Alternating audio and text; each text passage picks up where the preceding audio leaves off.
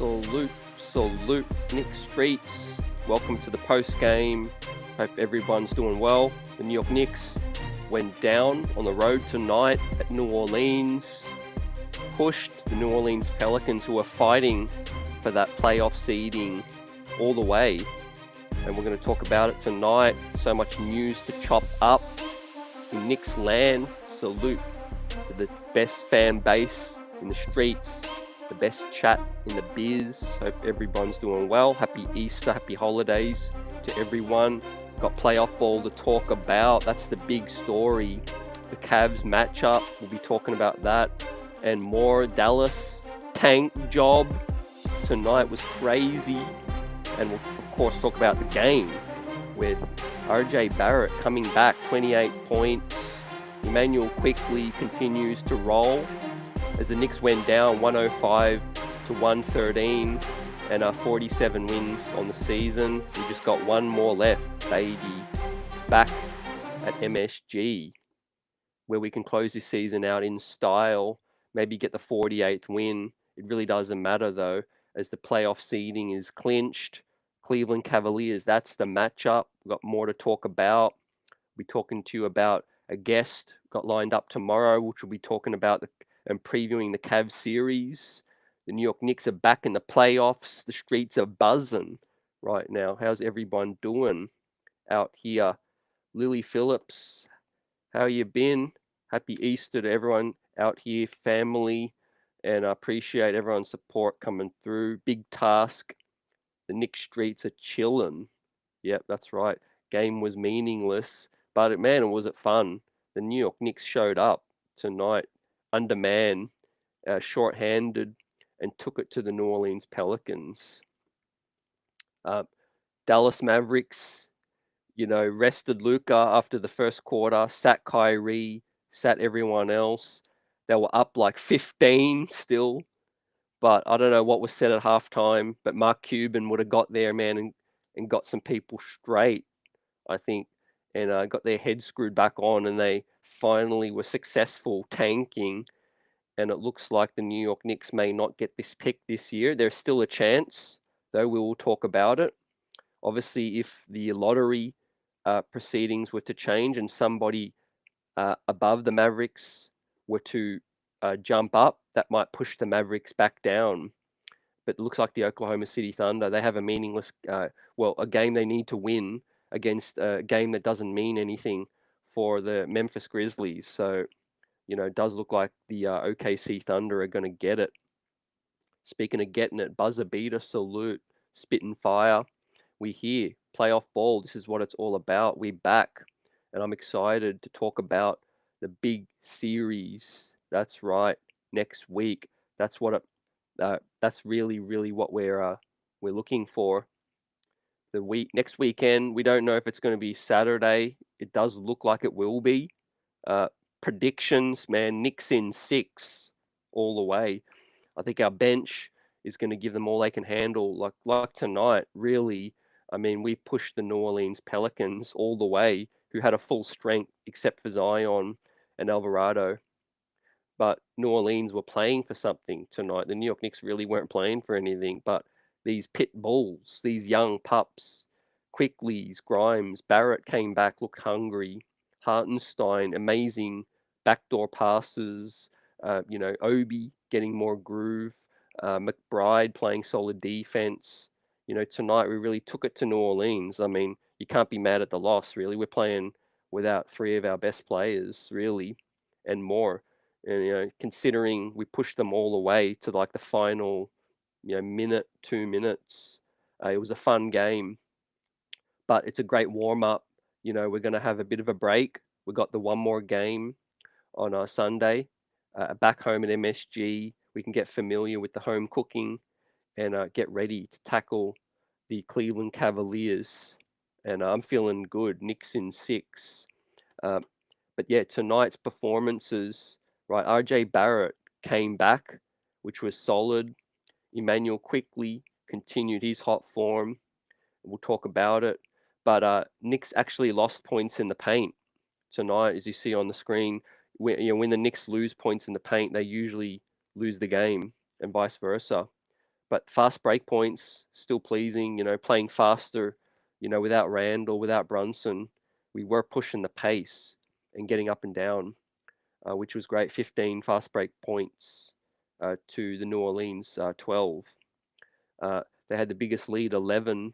Our biggest lead was 3, but we were in the game all night, really, and only had 9 turnovers, which was pleasing. Emmanuel Quickley again, taking care of the ball. 100% in my eyes, the real six man. You could talk about Brogdon, whoever else anyone want to talk about. Well, we know the real six man is Emmanuel Quickley, a guy who can step in and be a starting point guard like you don't miss a beat. Really, he was solid tonight. You being that floor general again. Growing as a New York Knick, and not only that, but a two-way player that's just so impressive.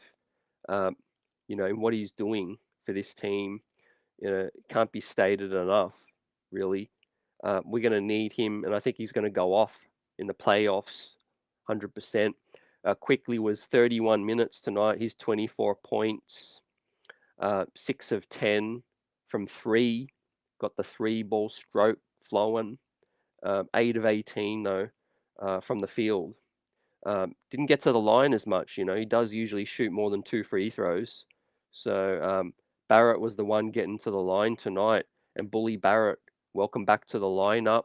He was solid, not efficient from 3, 0 of 9 from 3. He was clanking from deep, but he was 11 of 25 from the field, and 6 of 9 from the line. So Barrett does hopefully start to improve on the free throw shooting. But that's probably going to be something he's got to work more on in the summer. I feel with the Barrett, the free throws, and a lot of the squad throughout the year has been pretty up and down with that. iGamer, what's good? Salute. Hope the league do them dirty and give them the 11th pick. Seems like on Tankathon they're projected at 11. Yeah, they're moving into to 10. As I'll pull this thing up on the screen, and we'll talk about it. With the Mavs pick tonight, it was a roller coaster, man. It was up, it was down. But yeah, the Dallas now slide into 10. Now they've missed out on the play-in, and they're officially going to stay in 10. So right now the pick is in their hands. They are 38 and 43, with one less win, one more loss. They do play the San Antonio Spurs in the final game. So, obviously they could probably still win that game. I mean, players like we saw tonight, right up until the final minute, the Dallas Mavericks players were still draining threes. So, I mean, they didn't get the memo, really. It was only a couple of misses at the very end that determined the outcome tonight. Oklahoma City are going to play their final game against Memphis. So I think Memphis are going to sit some guys. I don't think Memphis can catch the number 1 seed Denver Nuggets. So Memphis are going to rest some guys. It looks like Oklahoma will win that one and secure their play-in spot because they're playing to actually win. Whereas the Dallas Mavericks will do everything now. They've sat Luka, sat Kyrie, and all of that. But when the lottery takes place, if someone underneath the Mavericks jumps up in the lottery, there's a chance that Dallas will move out of 10 down to 11 or 12. Now, the odds aren't very likely. I've got to check it. I think it might be a 20% chance that Dallas can move back down to 11. But yeah, we'll continue to talk about it. But what a bizarre night of unbelievable events, from the announcement that they were sitting, Mavericks were sitting everyone. Then we got word that Luka Doncic was going to play one quarter and then sit because it was I don't know, Slovenia night. He wanted to honor his country, fair enough. He wanted to show out for the fans. And man, Dallas came out hot. They were up like 15. And I don't know, someone would have got the phone call, 100%. Mark Cuban would have been fuming. Because how bad would it have looked if they had tanked and still won?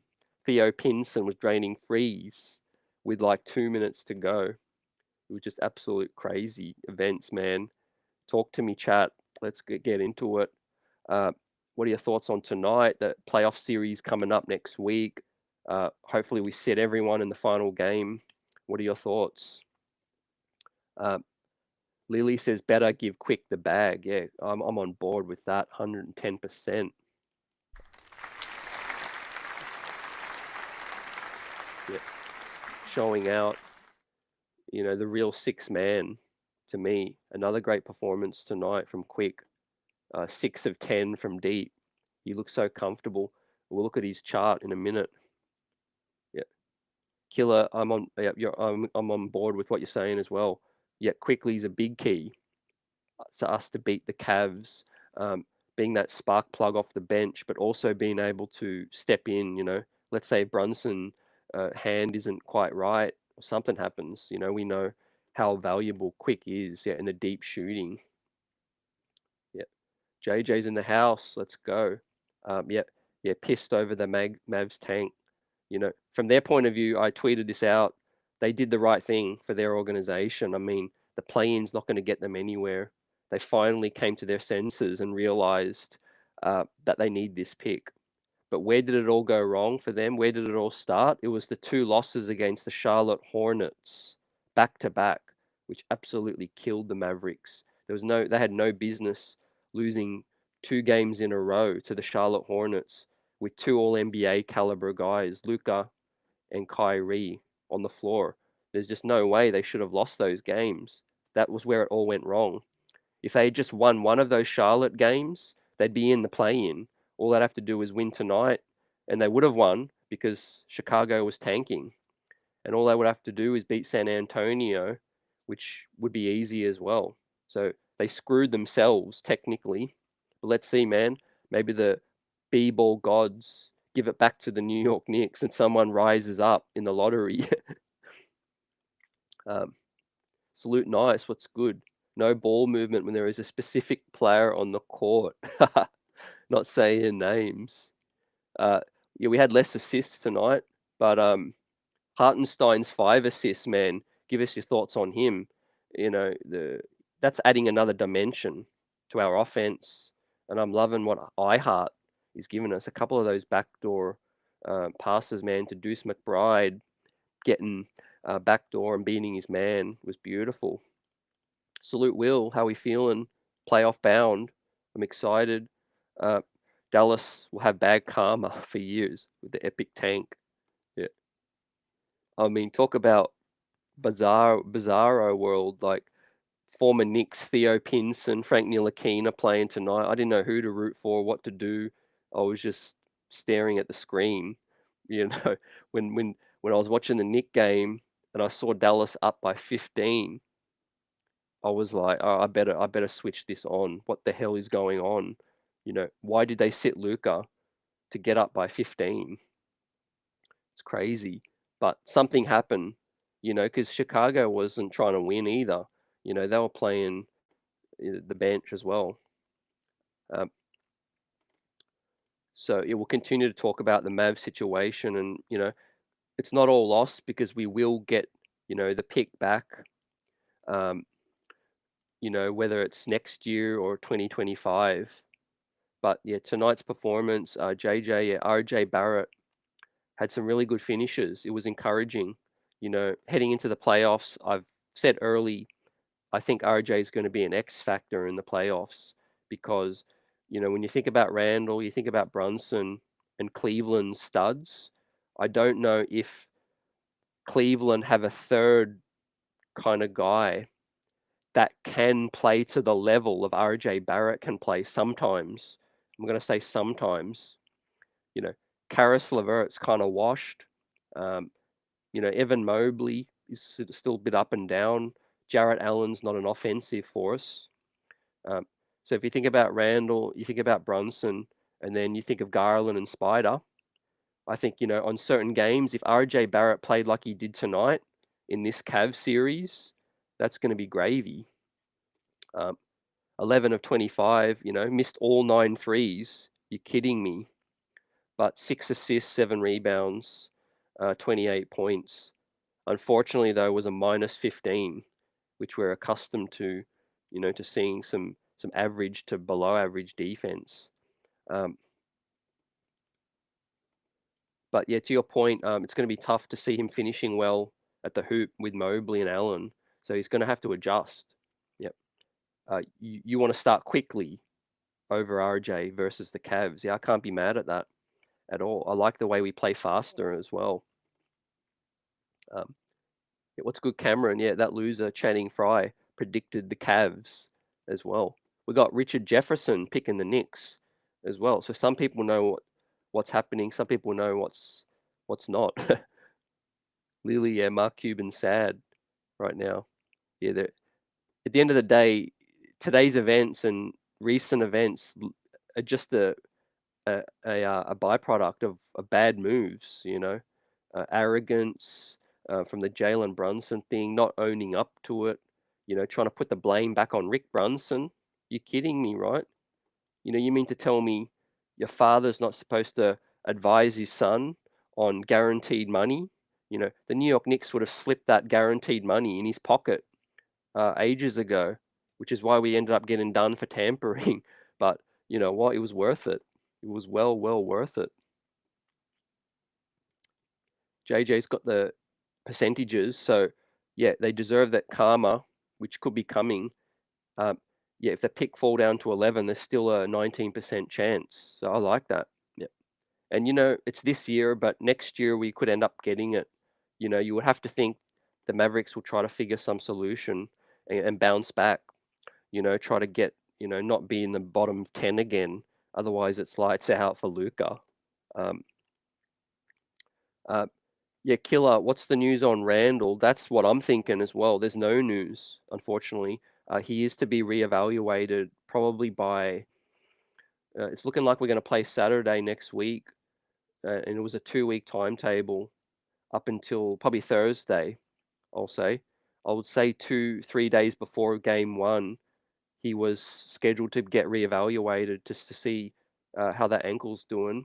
There was swelling, and I think they're going to wait for the swelling to go down to see how severe, if there's any other, ligament or structural damage, to see that. Uh, it looked like from my eyes, it looked like a normal kind of ankle roll. It didn't look like anything, outside of that, like a high ankle sprain or anything. But you got to consider Randall is 250 pounds right now. He's a brick wall, a truck. So that ankle was under more pressure. So we're gonna have to, I guess, hope and wait.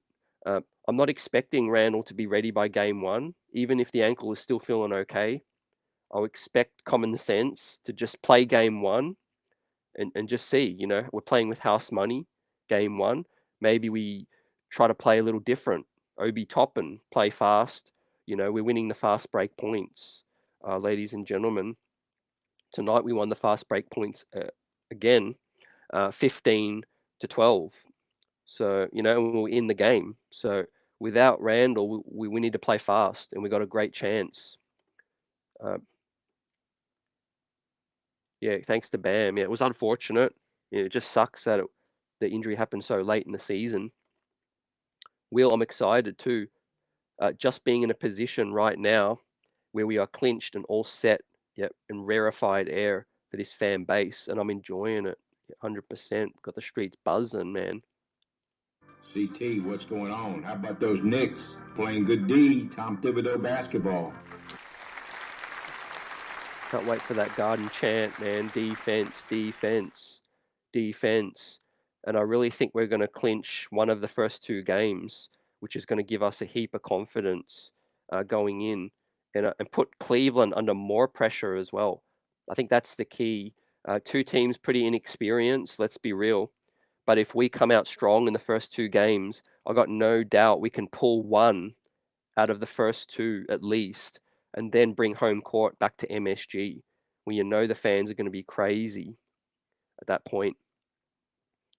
Yeah, better be back. Hopefully he's back. I'm praying. All of that stuff. We got the best. New York's got the best doctors and all of that. I think his wife's probably helping him out at home. He's keeping the weight off of it. He's probably getting a massage, um, ice on it, everything. Let's hope. But where I'm intending for this team to go on a deep run. So that's the way I'm thinking of it. I'm not trying to rush Randall back if it's not 100%, because I think we got the squad. We have the squad that can hang with any team, and like we saw it tonight, the grit, the fight, the hunger is all there as well. We're playing faster as well, and we played pretty solid defense tonight. I think you know guys, situationals. You take Evan Fournier's minutes away, you take Jericho Sims minutes away, and you add a couple of other starters, and we beat the Pelicans tonight. Uh, you guys give me your predictions, so far, early predictions. Um, we're going to continue to talk about it all throughout the week. I cannot wait. We've got some guests lined up, and we have a show on tomorrow for you live, 4:30 p.m. Afternoon, Saturday afternoon Eastern time. We got Coach James Young uh, from uh, born in Brooklyn and a former college Division One coach. He's a basketball analyst with Sports Grid as well. Huge New York Knicks fan as well, from New Jersey. Gonna have fun. It's gonna be fun to have Coach Young on. Tomorrow night will be tomorrow afternoon live, 4:30 p.m. Eastern. We'll be talking to Coach, uh, previewing this Cleveland series, and talking to him about how the Knicks can get an edge. Um, you know, the odds haven't really been released yet, but most people do seem to favor the Cleveland Cavaliers, which is interesting. I think they're looking at the Cleveland. See, here's where I think people that don't follow the Knicks are out of touch. You know, they're following Cleveland's progress throughout the regular season against other teams. They're not looking at Cleveland and the Knicks games head to head this season. The New York Knicks have only lost one game to the Cleveland Cavaliers this season. And guess when did that take place? That was October, when Kevin Love hit 8 threes on the New York Knicks. Josh Hart wasn't a New York Knick yet. Kevin Love no longer on the team. He's in Miami, of course, and he hit 8 threes that night. And back in October, ever since then, the New York Knicks have beaten the Cleveland Cavaliers. They've even won in Cleveland. They feel comfortable. Obi Toppin went to college in Ohio. I think everything's in the Knicks. Obviously there's Knicks bias with me, but my basketball sense tells me head to head that the New York Knicks have at least even to better chances of winning this series as well. And I think people are just automatically choosing Cleveland, based on, I don't know, Donovan Mitchell, uh, the the wins they've had in the regular season and all of that ish as well. So yeah, that's going to be fun. But yeah, Julius Randle to be reevaluated soon. Can he be ready for game one? I won't be surprised if he is. We know he's a Iron Man. He's tough. He's probably going to want to play. He's going to push through it. But that's where the doctors and the team just need to proceed with caution. Just keep it um, safe in that regard. We've got guys, we've got players as well. But at the same time, if he's pain free, if Julius is feeling good, and he has a couple of days practice, he can put weight on it, and everything clears out, by all means, get him out there. You know, limited minutes. Don't have to play him 38 minutes. Obviously, I'm expecting this team to try to go on a deep run, possibly on a deep run. So don't jeopardize that. Don't jeopardize the next series or later in the series just to try to win one or two of the first three games, because it's going to be a long series, quite possibly with that. Dirty salute. You don't think he's hurt that bad? Jules is too tough to sit out. Yeah, I agree with the toughness element, like you said. And more to the point where he's going to want to come out and prove that he's the difference in this series. We know the talk from last 2 years ago, the last playoff appearance. Julius Randle's got a lot to prove, and it'll be the icing on the cake, for a great season. But back to what I said earlier, just be smart. Just be smart about it. Um, and actually, no one made mention that it was a high ankle as well. Um, the only thing is ankles are tricky. Different people recover differently. When you're 250 pounds, that could be the factor as well. Getting that flight out to Germany ASAP. Um, he'll have all the medico jabs, anything needed, painkillers. Tape that ankle up. Get those old Patrick Ewing athletic high tops even as well. I don't even know who's Julius's sneaker sponsor. It's kind of funny. We never hear. Do you guys pay attention to that, sneakerheads? Um, what sneakers do Julius wear? Man, I might guess and say he wears Kobe's. Um, given his relationship with Kobe, um, is he an Adidas guy or is he Nike? But yeah, get those high tops out there for first few games. What's myth and what's fact? We do play faster without Julius. That's fact. What's myth? Are we a better team without Julius? I'm not willing to accept that myth at the moment. Uh, the sample is in the body of work. I mean, Obi's doing fantastic. I love Obi. He's doing amazing, filling in, and I have confidence in him. I have faith that he can produce and come in. The 3-point shooting's legit, all of that stuff. But when it comes to playoff experience and it comes to a pressure on the defense, half court grinded out series, we very much need Julius healthy. He's gonna be big, and definitely is going to be a huge factor in the series. Not even X factor, factor. Um, you know, and I said I'm glad we didn't actually have him when we last played Cleveland, because that's going to be something that they've not yet faced recently for a minute. We played very fast last time we were in Cleveland, so and that could be a huge swing in the series. Let's not forget. I say swing. Let's say we play Cleveland without Julius for the first two games. We win one out of the two, or we win even both. We're feeling good, and then Julius comes back. That's going to be a huge momentum swing in this series as well. Um, but yeah, you see a bigger sample size, and you start to see more limitations with guys. Like Dirty said, Obi was 27 minutes, 4 of 9, 1 of 4 from deep, 1 of 2 from the line, but just 4 rebounds, an assist, a steal, and 10 points as well. So, and also playoffs, as the chat knows, all long-time B-ball fans know, playoffs see adjustments. The teams are going to adjust against Obi Toppin. Well, if Obi Toppin's lighting them up on the leak out, all of those things, they're going to adjust with that.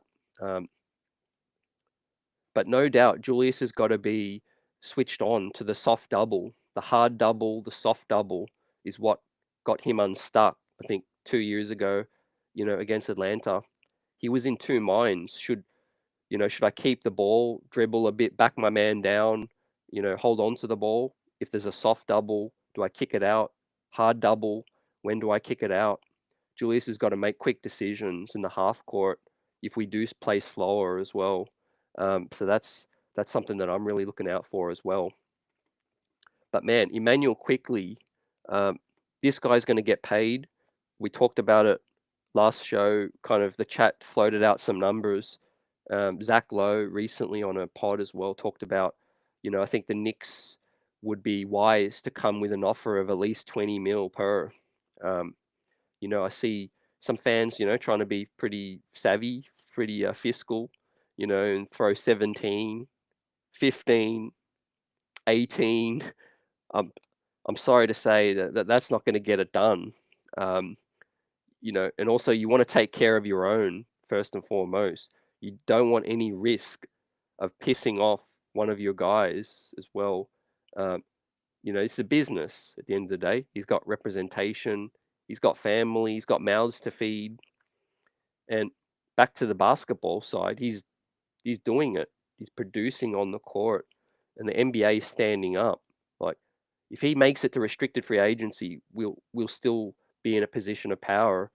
But boy, will there be a whole long line of teams waiting with a big heavy bag to give this kid who's only 23 years old, might win Sixth Man of the Year. I've seen a slight rise from Malcolm Brogdon's odds today. He's in Australia. He's up to 300. Emmanuel Quickley's at 130. But you know, whichever way you kind of analyze the stats and all that, they're both deserving. Really, I'm not going to say Malcolm Brogdon wouldn't be a deserving winner. That you could twist stats to make a case for any narrative. But I do think that Emmanuel Quickley, in the essence of what I believe the Sixth Man of the Year to be, he's the real Sixth Man of the Year. Yeah, for me personally. Dirty's coming with 4 years, 120. So yeah, that's 30 per, and that's huge. Is it 4 years minimum, or can we offer a 5 with him? What determines the point where it's 4 years or 5? Is it years in the league? But whatever it is, yeah, it's going to be maybe an average of 25. Yeah, do not insult the guy. I think that's the thing. Not to the point where you can't get cheap. Yeah, we can do 5 with the new CBA. Yeah, so that's going to be interesting. And Jalen Brunson, happy to have him as a New York Knick. He's here to stay. I would be on board. I wouldn't have any concern playing those two together, big minutes. So if Quickley's worried about, role, can I start? What's going to be my role, my usage? Well, money talks, If we're willing to pay him that money and we're willing to offer him, a substantial role on the team, then go for it, those two can play alongside each other. He can finish the games out. He can come off the bench, still play 25 plus minutes. Jalen Brunson could sit 15 games next season. I mean, my point is lock the man up and worry about that stuff later as well. As an organization, how many times have we been in a position to lock somebody up that we drafted that's becoming a star, basically a star in front of our eyes, a two-way player, floor general, assists are improving. Tonight he was more offensive, aggressive. Only had 2 assists, but 24 points. You look at the efficiency. Like on most nights, he's reasonably efficient, like a volume score on efficiency, with solid defense, the ability to give you 5, 6, 7, 8 rebounds, and the ability to give you 6 assists. When the game comes to him. Tonight only 31 minutes, so I love that from Emmanuel as well. So stand up, Emmanuel Quickley, and I'll bring up his chart on the screen. We can discuss IQ's game further. One thing I did notice that stood out straight away was there are a lot of more mid-range attempts. From Barrett, from Toppin, we don't really see any mid-range attempts, but Quickley is all over the floor, basically. And I attribute that to him keeping his dribble alive. If you notice, in the first 2 years, Quickley would give up his dribble too early. Now he can kind of keep the dribble alive, and the moment the defense kind of relaxes or sags off, whether he's in the paint or on the elbow, in the mid-range, back out to the three-point line, he's able to then, get the shot up with a good chance of it going in, a high percentage look as well. And we've got to talk to our friends at Shot Quality, Simon, hoping to get him on soon. And we'll break down Quickley's, the percentages of the shot attempts that he takes, which allows him to be efficient, because that's big as well. Remember, this ain't a guy that's like long. He's 6'3", maybe generous. He's got long arms, but 6'3". It's tough when you got a bigger defender on you as well. Stanley says it took RJ 24 shots to get 28 points with the 9 missed threes. Yet once again, poor D from him, cooked by Jones and Trey Murphy the third from the 3-point line. Yeah, the defense was average to below, minus 15, the worst player on the team in terms of plus minus. RJ's strengths on the offensive side, I think he was methodical, more calculated on offense tonight. That's what I want to see. You take away a lot of those 3-point attempts, and then obviously the efficiency goes back up. He was 11 of 25. So, I mean, wasn't, a bad game overall for Barrett, but very inefficient from three.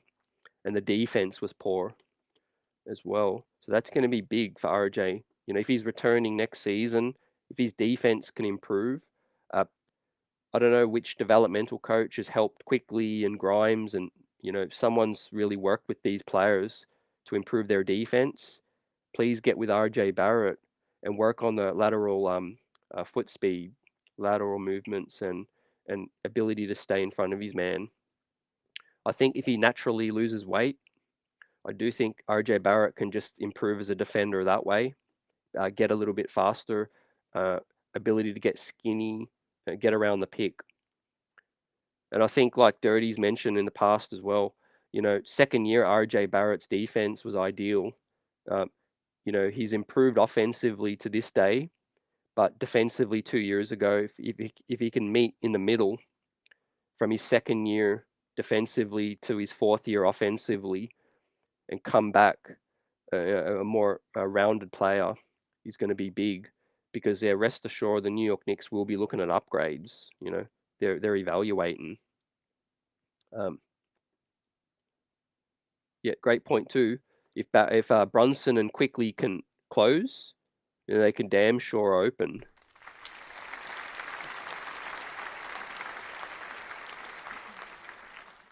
Yep. Really, what allows you to be a strong perimeter defender is the ability to get around the pick. Emmanuel Quickley's kind of skinny, but he's ripped as well. He can get skinny around the screens, but he's broad shoulders and he's got muscle. So I think that helps Quickley. He's got broad shoulders. He's got long arms. I know he's 6'3", and some matchups he's going to get abused, just like Brunson. But until it's a disadvantage, give it all it can handle. And I do think those guys offensively is going to be an absolute problem for the other team. Yep. Stanley says, I agree, but I don't care about his inefficiency, but Barrett's D needs to improve 110%, really. Especially you look at the importance, the significance of the three-man in the league. That's the guy that keeps everything together as well. There's a breakdown on the wing. Closeouts is big in Tom Thibodeau's schemes as well. His post-up defense is fine. He's solid. He's strong. He's a bully. Also, maybe what I'm seeing is a little bit of will. Let's face it. You could be not gifted size-wise, but if you have a strong will, that can make up for a lot of deficiencies. Josh Hart's will. You look at guys, Jose Alvarado, TJ McConnell. Those guys were looked over coming up the league. You can see when they take the court, there's 10, 20, 30% will, extra to want to be a pest right now. And I think RJ Barrett can do that. Whether he's deciding not to, or he's, worried about offense, or, he got paid, who knows? But he just needs to spend a summer with Josh Hart, I think, and just get gritty, get tough.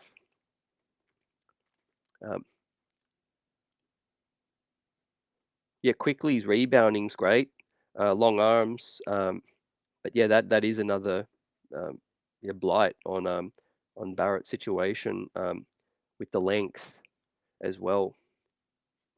The way Barrett runs is, maybe you could look at doing some track work and improving some of the sprint mechanics. Um, I'm just throwing things out there as well, small improvements. He's young, it's all about getting better. That's all it is. I mean, the proof is in the work. Look at Emmanuel Quickley. First year, second year, we were pulling our hair out at times. There was times where honestly, I'm going on record. And I'm willing to say that, I thought Emmanuel Quickley wasn't all that. But look where he is right now, man. The kid works. He's in the gym all the time. Um, he's 23 years old. He demands the video coordinators give him extra cuts of opponents and studying tendencies. And I mean, that's how the kids got better instantly, quickly, no pun intended. If you want to improve, all the tools are available. You got world-class trainers, you got dietitians, you got video coordinators, you got former legends and coaches that will be willing to get with you.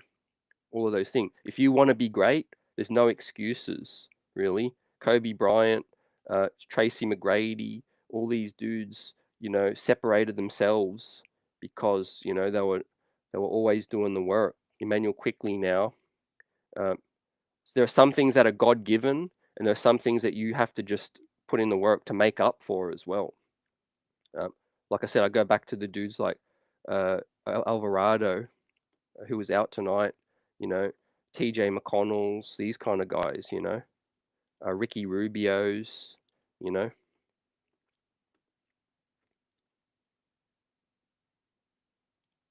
What's good? Knicks won today. Unfortunately, we couldn't win today, but it's as good as a win. I think the way that they performed, uh, very, very acceptable, admirable loss. And no doubt they're probably thinking about the playoff series as well. It's hard to go hell for leather, 90, 100% when next week is when the real business begins. And I'm definitely predicting that the series is going to go at least 6, but I'm predicting it ending in 6 for the New York Knicks. We'll continue to talk about it tonight and also tomorrow with Coach Young coming on. That's going to be great. Coach Young is a college coach, former college coach, b-ball analyst with Sports Grid. 4:30 afternoon Eastern time tomorrow. Coach Young comes on. He's a New York Knicks fan as well, born in Brooklyn, in New Jersey now, and he's got plenty of things to say about this situation and talking about the series next week. We're waiting on confirmation for Game 1. It does look like they're not able to confirm it yet. The NBA is waiting for the regular season to finish, but I think it's like 90% confirmed that Game 1 is going to be on Saturday night at the Rocket Mortgage House Arena in Cleveland, where it begins, where it goes down.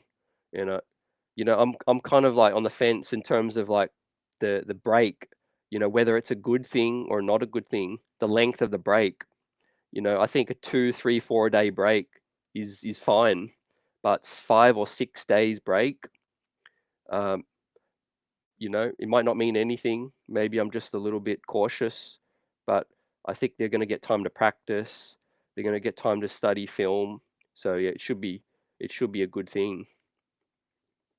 Um, yeah, modern NBA is wild. Even guys who are good, like Mikal, get destroyed every night. Offenses are just too awesome. Yeah. You know what they say? Good offense always beats good defense. Um, as long as you can contest the shot and just make them hit a difficult shot, that's all you could do. I mean, on most nights, that's how people play Kevin Durant. There's literally nothing you can really do to stop Kevin Durant from scoring, just making it more difficult, and hope that he misses more often than he does. Um, what do you guys think can give the Knicks an edge in the Cleveland series? Maybe something that people aren't thinking about enough. Maybe it's like, toughness. Do you think Cleveland's backcourt and bench is tough? Ricky Rubio, Jetty Osman, Neto off the bench, Isaac Okoro coming into the starting unit is going to give them, a better chance at defending us. I do think Spider and Garland and that matchup with Quickley, Brunson, and Grimes is going to be amazing. A lot of people saying it's the best series, or that they're looking forward to as well. The 4v5 matchup, very, very, very even. And I'm actually going to put a wager on this one because I think the odds will be favorable for the New York Knicks, considering what I believe our chances are going to be. So let's get it. Stanley says, hopefully Randle back by the third game of the playoffs. If I had to guess, what I think is most likely is game 2 or 3. Game 1 won't surprise me, so maybe I'll give him my percentage. I'll say there's a 25% chance he's ready for game 1, and I'll say there's a 50% chance by game 2, and then the remaining 25% chance is by game 3. Dirty says, I want to put money on Randle playing game 1. Yeah, easy money. Let's hope that market opens up. You're that confident, are you? You know, if you're that confident, what did you make of the Knicks, announcing him to be reevaluated in 2 weeks, which was, we know a week ago. I've kind of found that a little bit strange. Like, I thought they might say, 1 week reevaluated and then give another update, but they straight away went straight to 2 week timetable, but reevaluated. Maybe they're trying to be more secretive about it. Yeah, the bench is absolutely the strength of the New York Knicks. Now, having said that, they got to show up. Cleveland's going to scheme. Cleveland's going to do some things. Coaches v. coaches. I think, though, at the end of the day, 7-game series, we already know the best team always wins, generally. And I think the fact that Cleveland have only beaten the Knicks once in this yearly cycle, I can't see them beating the New York Knicks 4 out of 7. I can see the New York Knicks beating the Cavs 4 out of 7, but I just can't see a way where Cleveland steal 4 games off of us when they've only won 1 in this yearly calendar. And that was when Kevin Love hit 8 threes. We didn't have Josh Hart. And quite frankly, I remember that game vividly. Our defense was atrocious. There's a reason Kevin Love got 8 3-pointers. He was wide open on most of them. And I think we're just all around a much stronger team.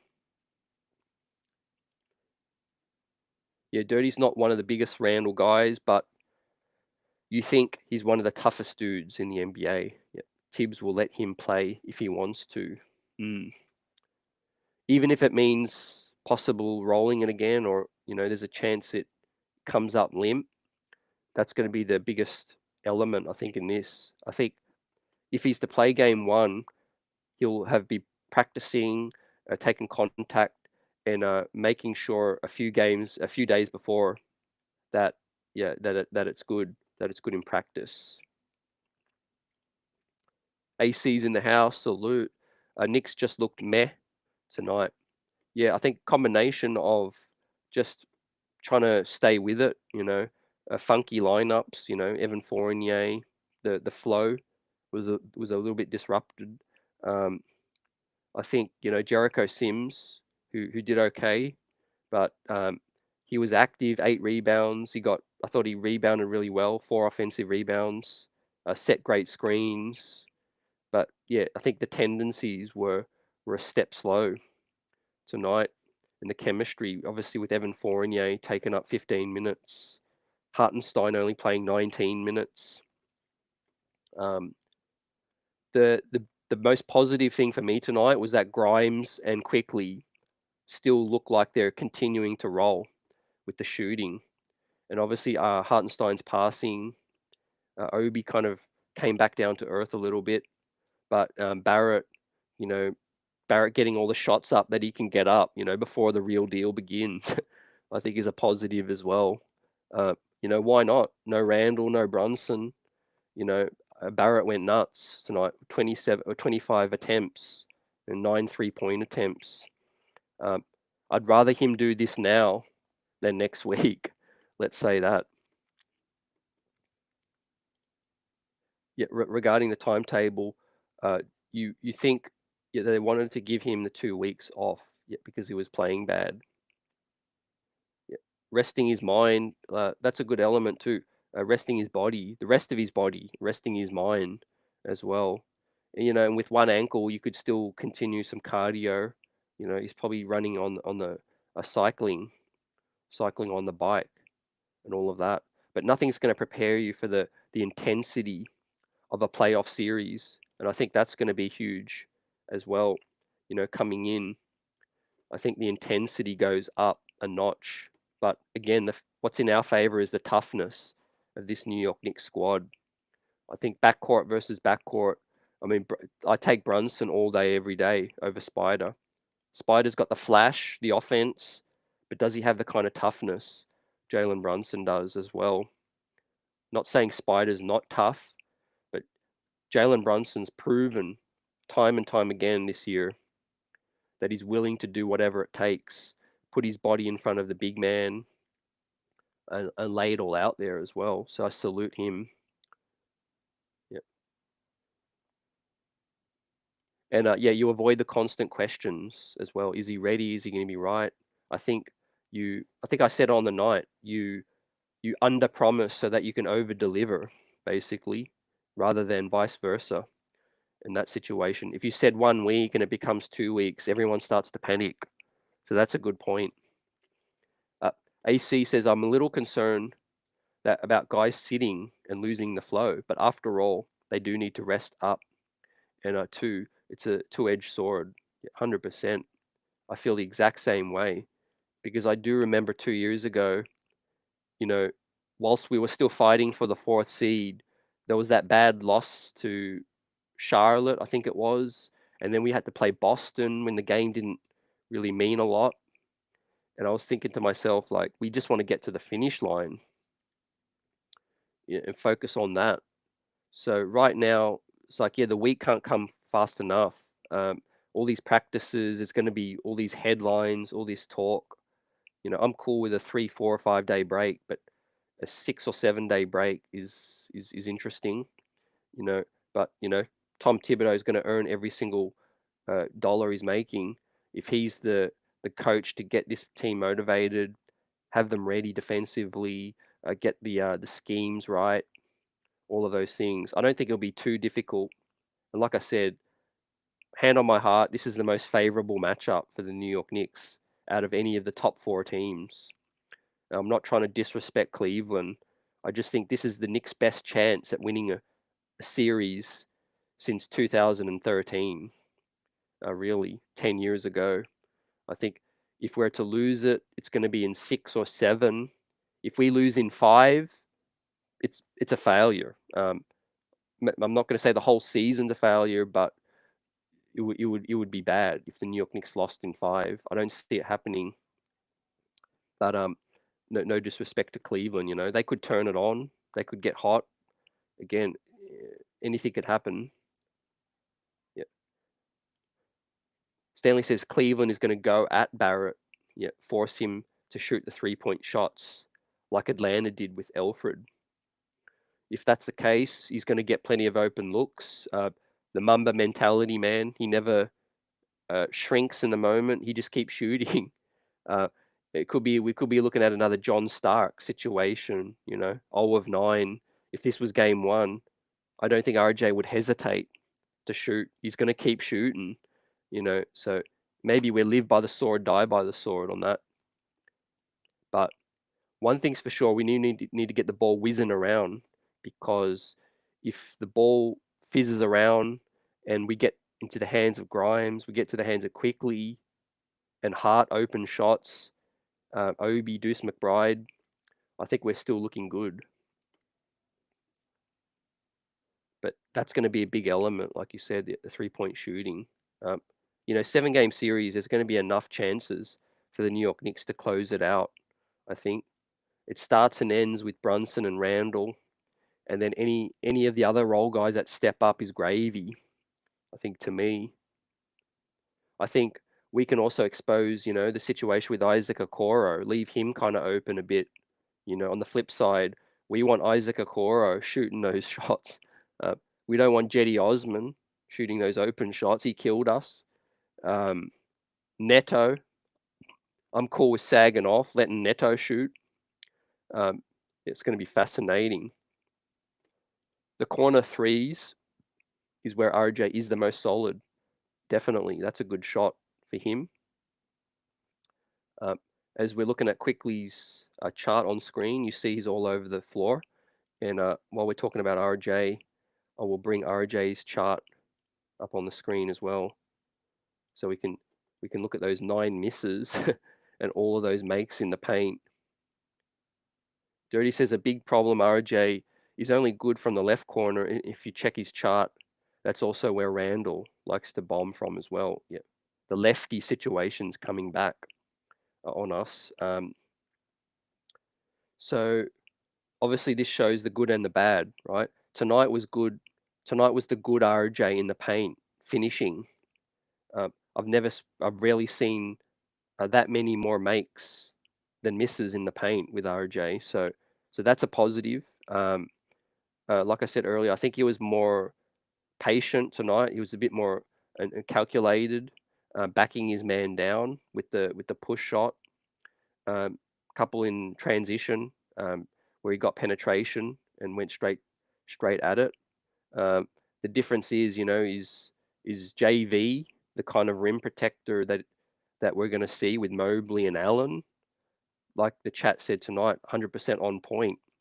I think Jarrett Allen's going to be a different beast with finishing. That's where I want to see RJ Barrett keep his head up and get the ball kicked back out.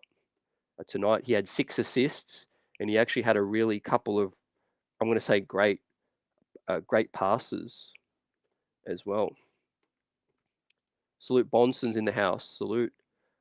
RJ's style of play disrupts the free-flowing offense. Yes, he had the 6 assists, but we won't get very far with him pounding the ball, unaware of the shot clock. Oh man, that was frustrating. I agree, 100%. He's got to be more aware of that situation and the surroundings. Yeah, I agree. The flow, that's going to be big in the playoffs. And I'm going to use this H word. I hate saying it, but hero ball. We know players get up for the playoffs. It means a lot to them. Their endorsements, their legacies, the media speculation, conversation. Players want to show up in the playoffs, and I just hope him, Randle, and Brunson even. I'm not going to leave Brunson out of it.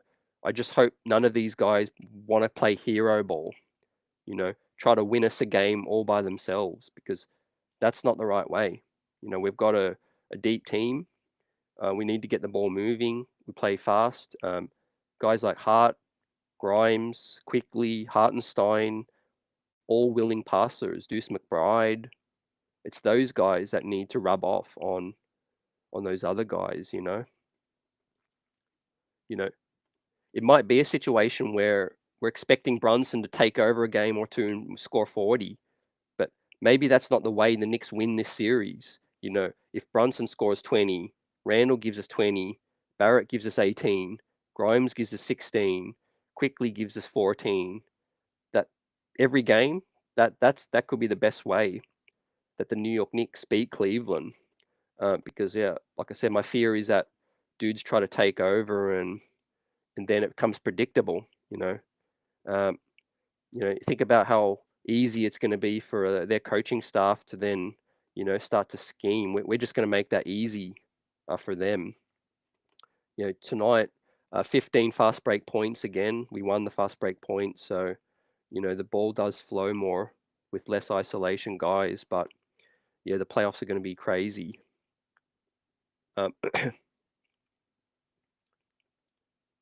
Yeah, Hartenstein's passing ability, a huge asset, Stanley. Also the presence of the Mitch. Mitch's presence in the paint. Um, I'm going to say that's probably in my top 5 factors in the series. Mitch versus Allen in that situation as well. Mitch's coverage, pick and roll coverage as well.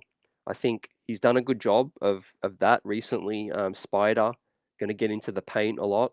If he can try and hedge, stay strong, not leave his feet all the time. I think he can still get blocks against Spider, Garland, all of that if he just stays on his feet and out of foul trouble. 100%, like you said. Jet Life, salute. Battle of the boards. Yeah. Yeah, they're going to single out Barrett on defense. That's his chance to rise up and show what he can do. I think on the flip side, if Barrett's flowing offensively, defensively he's going to be a bit more locked in. If he's not getting as many touches, I think RJ's head can go out of the game a little bit. But let's see. Yeah, appreciate you for the stat muse shot charts as well. Yeah. I wish I had more time to dive into a lot of this more, but yeah, with a few days off before the series and all of that stuff, we'll be locked in 100%. But yeah, did you guys notice something just did seem off with Barrett's 3-point ball tonight? I mean, is not that he's usually good, but he's better than tonight usually. A lot of them were heavy. I think there was a couple that were like off the side of the rim and all of that stuff. I'm going to put it down to rhythm as well.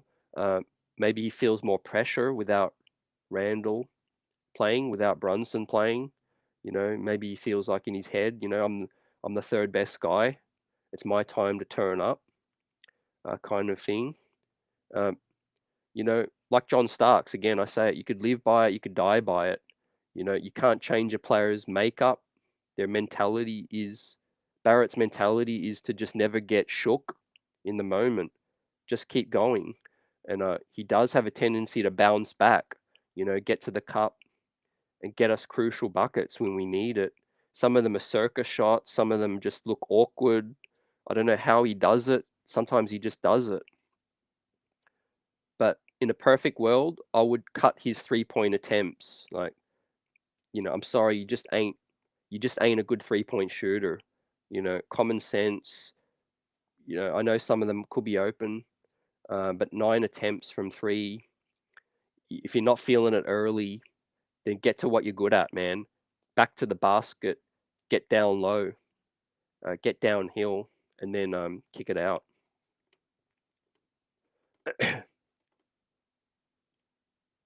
That's the struggle, like Stanley says. He's going to come up to with Mobley, with Allen, and their ability to block the shots. But 6 assists from Barrett tonight. I think there's going to be a lot of adjustments in this series. There's going to be a film, and I think if we stink it up in game 1, game 2, I think they're going to be quick to point out, where Barrett's got to improve. Get the ball moving, all of that stuff. And I go back to my point earlier about hero ball. We just want to win the series, ladies and gentlemen. I couldn't care less if Brunson has less than 10 points in every single win. As long as we win, man, I don't care if it's Isaiah Hartenstein giving us 20 points or Evan Fournier. Well, it's not going to happen, but Fournier comes on and hits 4 threes in a row. Just get the ball in the open man's hand, and I think we can be good. I think we could be solid. We can come at them in waves with Hart pushing the floor, Grimes pushing it as well, penetration. I'm skeptical on their defense. I know statistically Cleveland the stats say they're an elite defensive team. Obviously, their big men have a big part in that, Isaac Okoro, but they have the same weaknesses we do on the perimeter. You can't tell me Spider Mitchell and Darius Garland are lock you down elite perimeter defenders as well. So Quentin Grimes, Jalen Brunson's with their physicality, they're going to get to the paint. They're going to get into the teeth of the defense as well. I like Brunson's ability to maybe get Allen in foul trouble. Try to get those guys off their feet. The floater is on money, with Jalen Brunson. The push shot, the pivot, the up and unders, all of those things. Also, if they want to play with two bigs, how can we counter that? Is speed ball. Allen don't mean nothing if we get back and we get the ball up the floor fast. Jarrett Allen's going to be gassed. He's going to be tired by game 3 if we push the pace and we get it fast. Barrett makes often look like he's shooting from his side. Yep, this year he was always straight on. Yeah, I know he's working with Drew Hanlon as well. The shot mechanics is interesting. I think he has a ceiling where he can be a good shooter still. I know it's crazy to think, but he's still so young. The shot really doesn't look broken. Just I know he doesn't elevate a lot. He does kind of just bounce off the toes. So I don't really know how to feel about that. I like a player with like a Quentin Grimes that actually elevates on their jump shot. RJ Barrett kind of pushes off his toes a little, and he tends to try to just use all the power in his shoulders, in his arms on that situation. I know that's a lot of muscle memory, but also maybe the element he thinks a lot. Sometimes when you get in your own head and you start missing a lot of shots, it gets worse. You build a brick house as well. I think sometimes you just got to take that moment to cancel everything out and just think like you're in the gym putting up 1,000 shots, and just let the muscles take over. That dude was kind of going after Hart, yet we don't need any injuries down the stretch. You said it. Part of me, well, I was enjoying tonight and the battle and the fight, but part of it just didn't make sense. Like, why are we playing, Grimes 33 minutes? Quickley's 31 minutes still, on a game that didn't mean anything. Barrett playing 36, I can kind of understand because, he just came back, and you want to, see him get reps without Brunson and Randle. But I like Jericho Sims playing 29. Hartenstein only playing 19. I'm cool with that. He's very important to the team, and you want to get Jericho more reps. Deuce McBride only 18 minutes, Fournier 15. I mean, a part of me thinks Tom Thibodeau deep down was really hoping to win, and that's really not a surprise, but it's crazy still. The game doesn't mean anything. Fournier looked okay. I mean, I know you got to play a little bit to shake off some rust. I mean, I won't rule out him maybe playing somewhere in the series, late in the series, for his shot making ability. There might be moments where we need a 3 ball, in the final possession, but I would probably put the chances of him playing in the series at 20%. I think it's still very unlikely.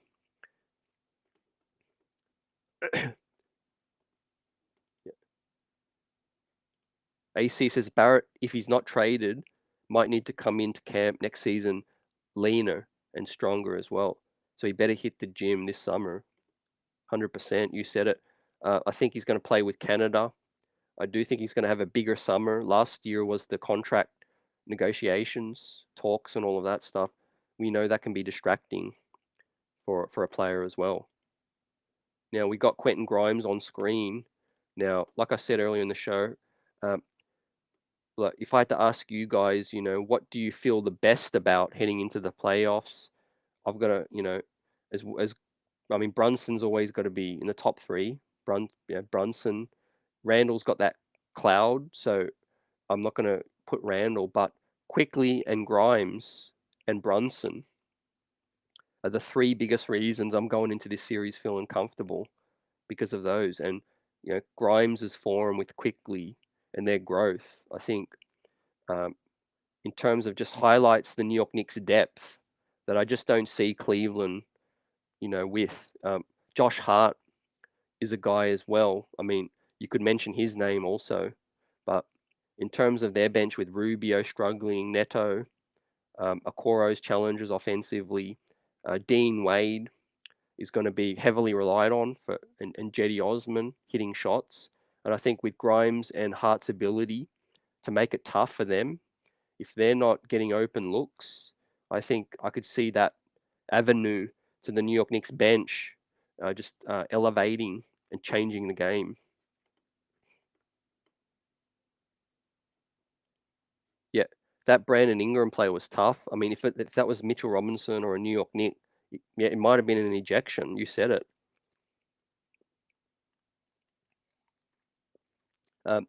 Usually the home team gets a little bit of the home whistle as well. But yeah, also dirty chat. The Knicks' number of ball handlers are big. Another reason why I'm confident in these kids in a playoff series. Guys who can dribble the ball up the floor late and relieve pressure as well. Guys that can grab the rebound and push it. Quentin Grimes' handles is tight, is solid. Josh Hart, we know he loves to push the break and get up and down. Quickley, Deuce McBride. I mean, if Fournier is playing, he can still push the ball up. The Cleveland, are they going to rely so much on Spider and Garland? That's going to be interesting. Rubio and Neto, I keep talking about them as well because they're a big factor. Also, what did you guys think about Danny Green being dusted off and hitting 21 points the other night? I kind of didn't think Danny Green had anything left. I don't necessarily think he's got anything left, but you got to respect him. He's a champion. He's a veteran. The Cleveland Cavaliers might call upon him at some point, to stretch us out. And we do know the New York Knicks defense can have a tendency to get lazy, and guys, not closing out well and leaving shooters open. I mentioned Dean Wade. I mentioned Jetty Osman. Those guys have had success against the New York Knicks, and so has Danny Green. Also, the only win that Cleveland had was, like I said, in October with Kevin Love playing at the time. He hit 8 threes. The New York Knicks defense was horrible back then, but that was a long, long time ago. We're talking like 9 months ago almost, or what feels like 9 months ago. This team's different. This team is definitely different. Yeah, Grimes making that leap as a volume 3-point shooter now on his 11 attempts, 5 of 11 and 4 of 9. 5 of 11 from the field, 4 of 9 from deep as well. Now, he's comfortable wherever. I do like when Grimes just takes his time. Sometimes I feel like he does rush the 3-point shots, but in the playoffs, sometimes it is to our advantage. He can get the shot off really fast. Sometimes if the hand ain't up, then it's lights out for the opponent. 14 points. Yeah, he just does it effortlessly, The game comes to Quentin Grimes. You just kind of feel like, for a second-year guy, he never forces it. He's in the flow of the offense. He's there when you need him. He can dribble the ball up, like I said. He can get you 5 or 6 assists. I think in the playoffs, decision making is going to be big for Quentin Grimes. Sometimes I can see his body go faster than his mind, where he's got such a quick step and he can penetrate so fast that sometimes he's like, whoa, I'm at the cup already. I've got Jarrett Allen in front of me. Sometimes he sprays the ball out of bounds and all of those things, but the finishing is improved also. Your Hart's noticeably scoring less of late, taking less attempts too, but he should get to shooting more versus Cleveland, get back to attacking that hoop.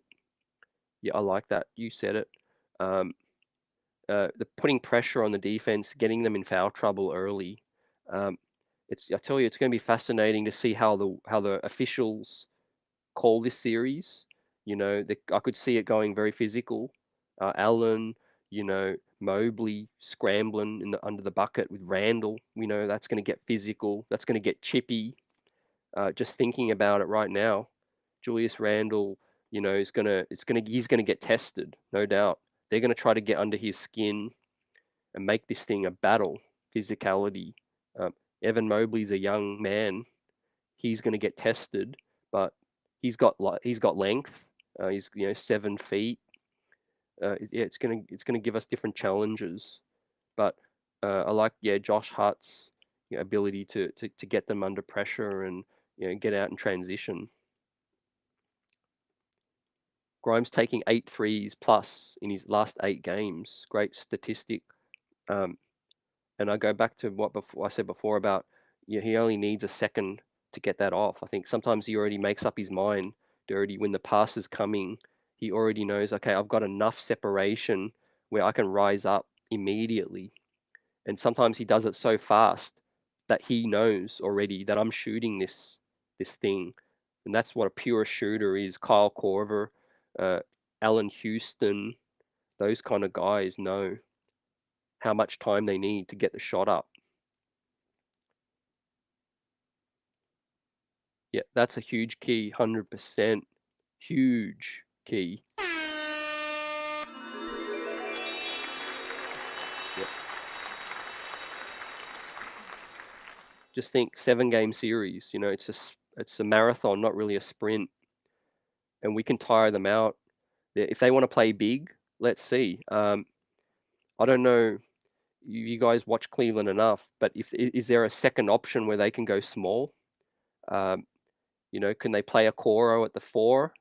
What's their small ball look? Because if they want to play Mobley and Allen together for the whole series, that's a great chance for the Knicks to push it. Like you said, 100%. Don't let the defense get set. And it's going to be back and forth series, but at least for the first 2, 3, 4 games, come out fast. Just throw caution to the wind, because we're going to have a 5-6 day rest. Also, you have a chance to avoid physicality. If you're pushing the ball fast, it's not going to be so much that bang, bang, grind situation if we are pushing it as well. So yeah, maybe the message is Grimes, Hart, Barrett, Randle, whoever gets the rebound, just run. Obi Toppin, first 2 games, he might be called on to get up and down. I know Quickley's going to run. Quickley's going to be that energizer in this series. It's like he's forever probing right now with Quickley. He's got forever full of energy.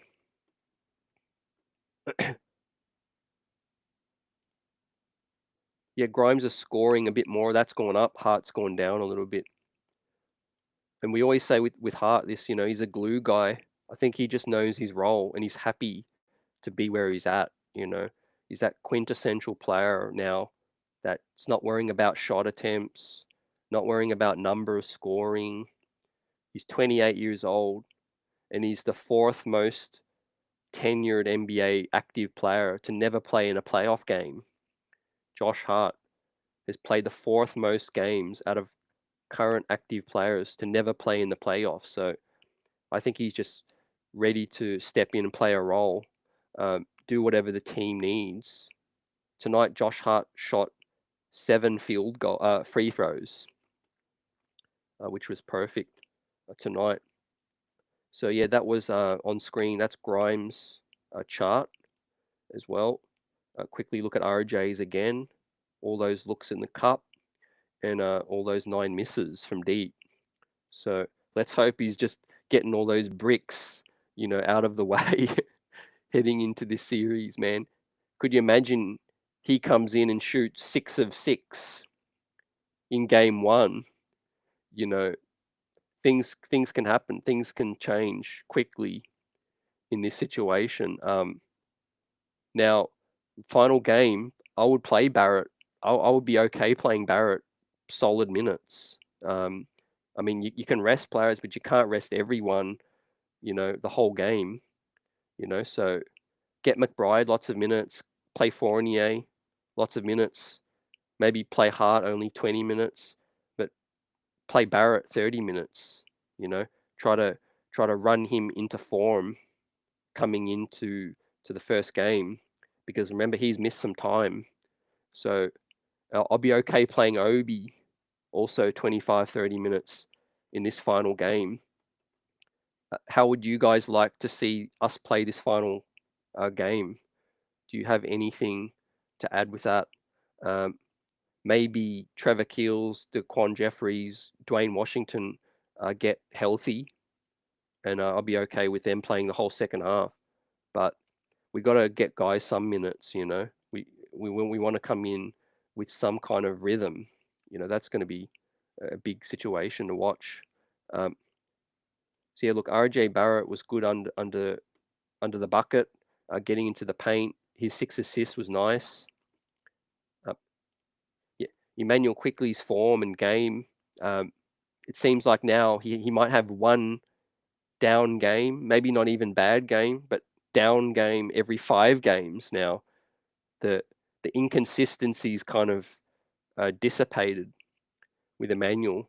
Even on a kind of more down night, he was 8 of 18, and he was 6 of 10 from deep with 24 points, 2 assists, a steal, and 5 rebounds. So, I mean, could this be the worst Emmanuel we get for the next future?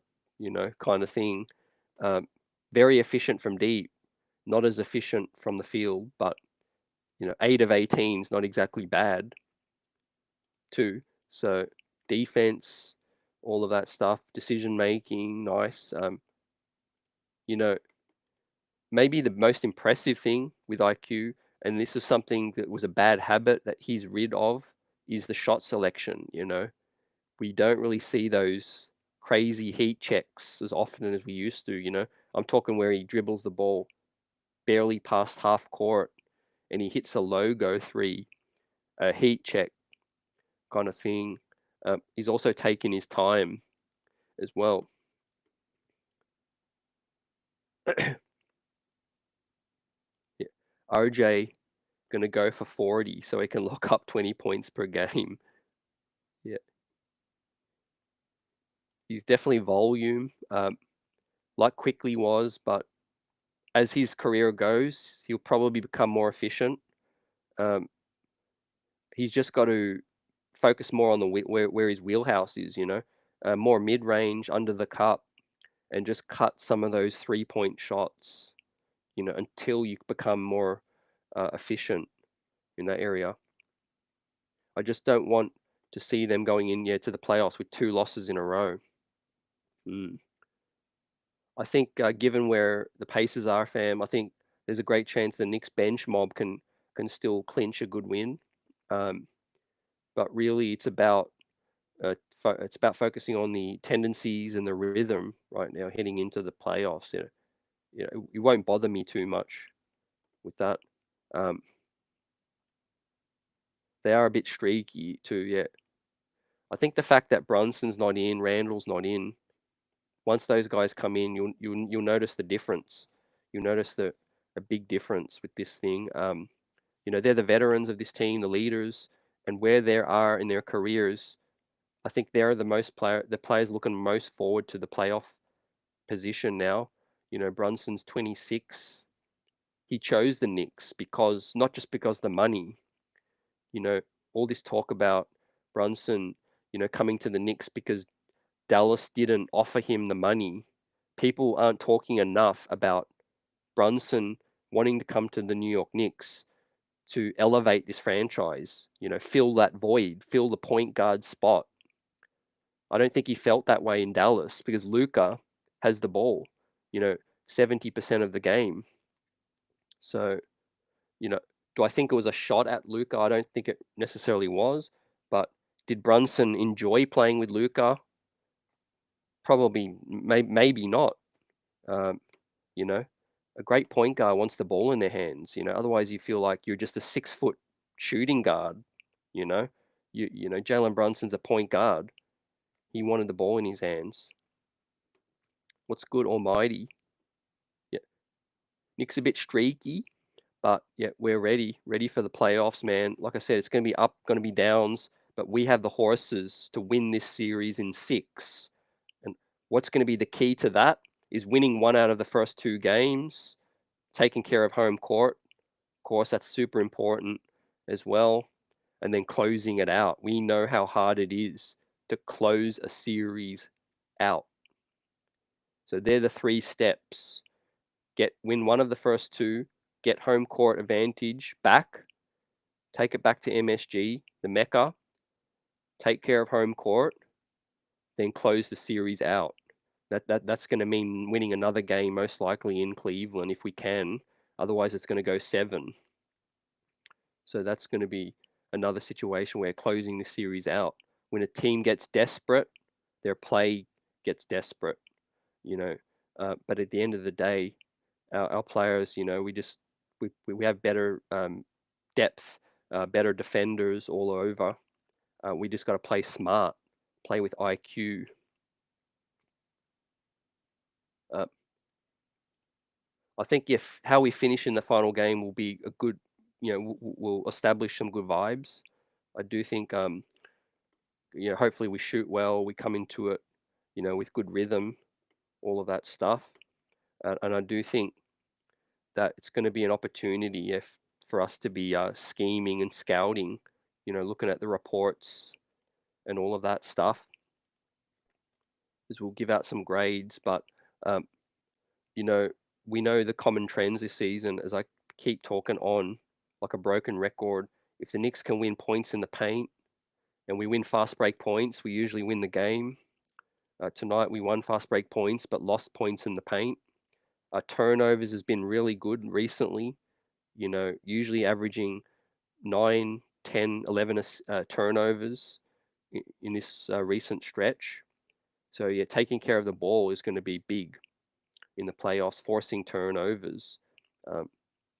It'll be interesting to see what Thibs draws up with defensive schemes.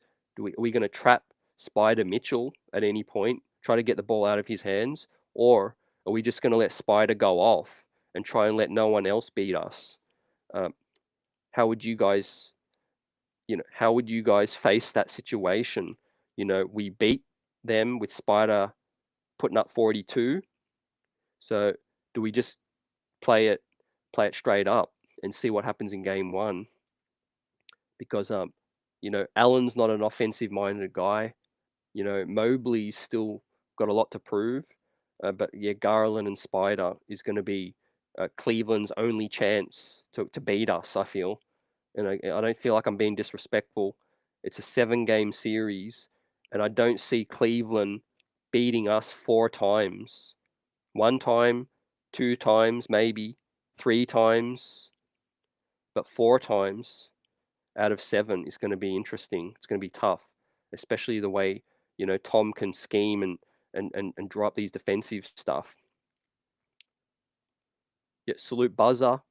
How we feeling after this? We got tomorrow's live stream. Thanks for reminding us. So 4:30 p.m. Eastern time tomorrow, Saturday, 4:30 afternoon Eastern time. We got Coach Young, Sports Grid basketball analyst, New York Knicks fan, diehard Brooklyn born, former Division I college coach, and in New Jersey right now.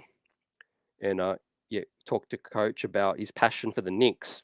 I know he's got the Knicks winning this series. We've chatted a little bit, but I want to get everyone's perspective. We'll probably start with the Knicks guests, and then I might try and talk to some Cleveland people a little bit about how they're feeling about this thing, because it's all smiles on Cleveland side, but I mean, I don't see how you can come into this series with the Knicks being that confident when you've only beaten the Knicks once in the last calendar year.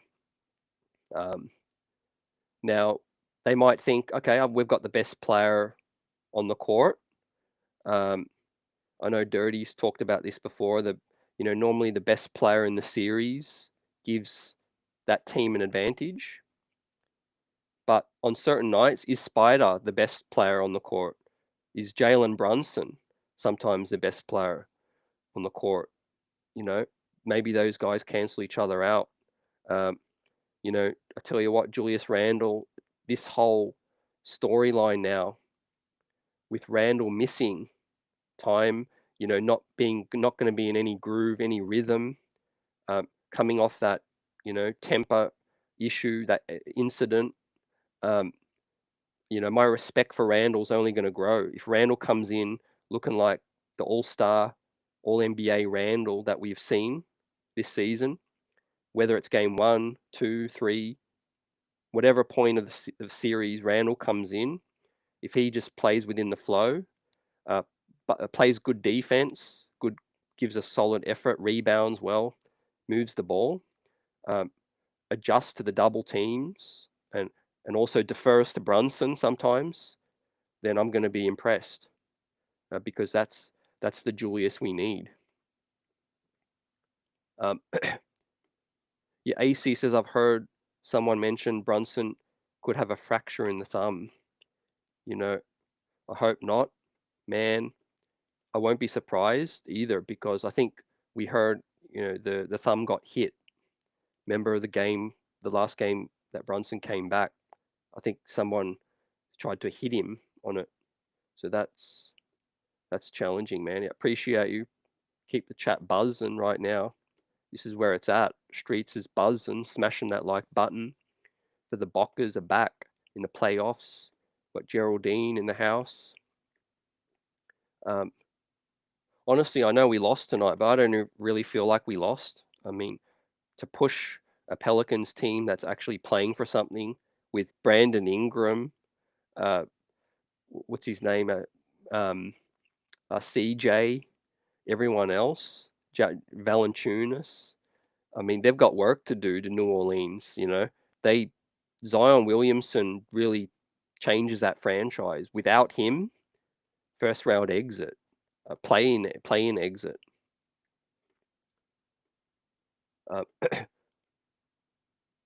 Yeah, Spider is going to get 40 a game. Just lock up everyone else.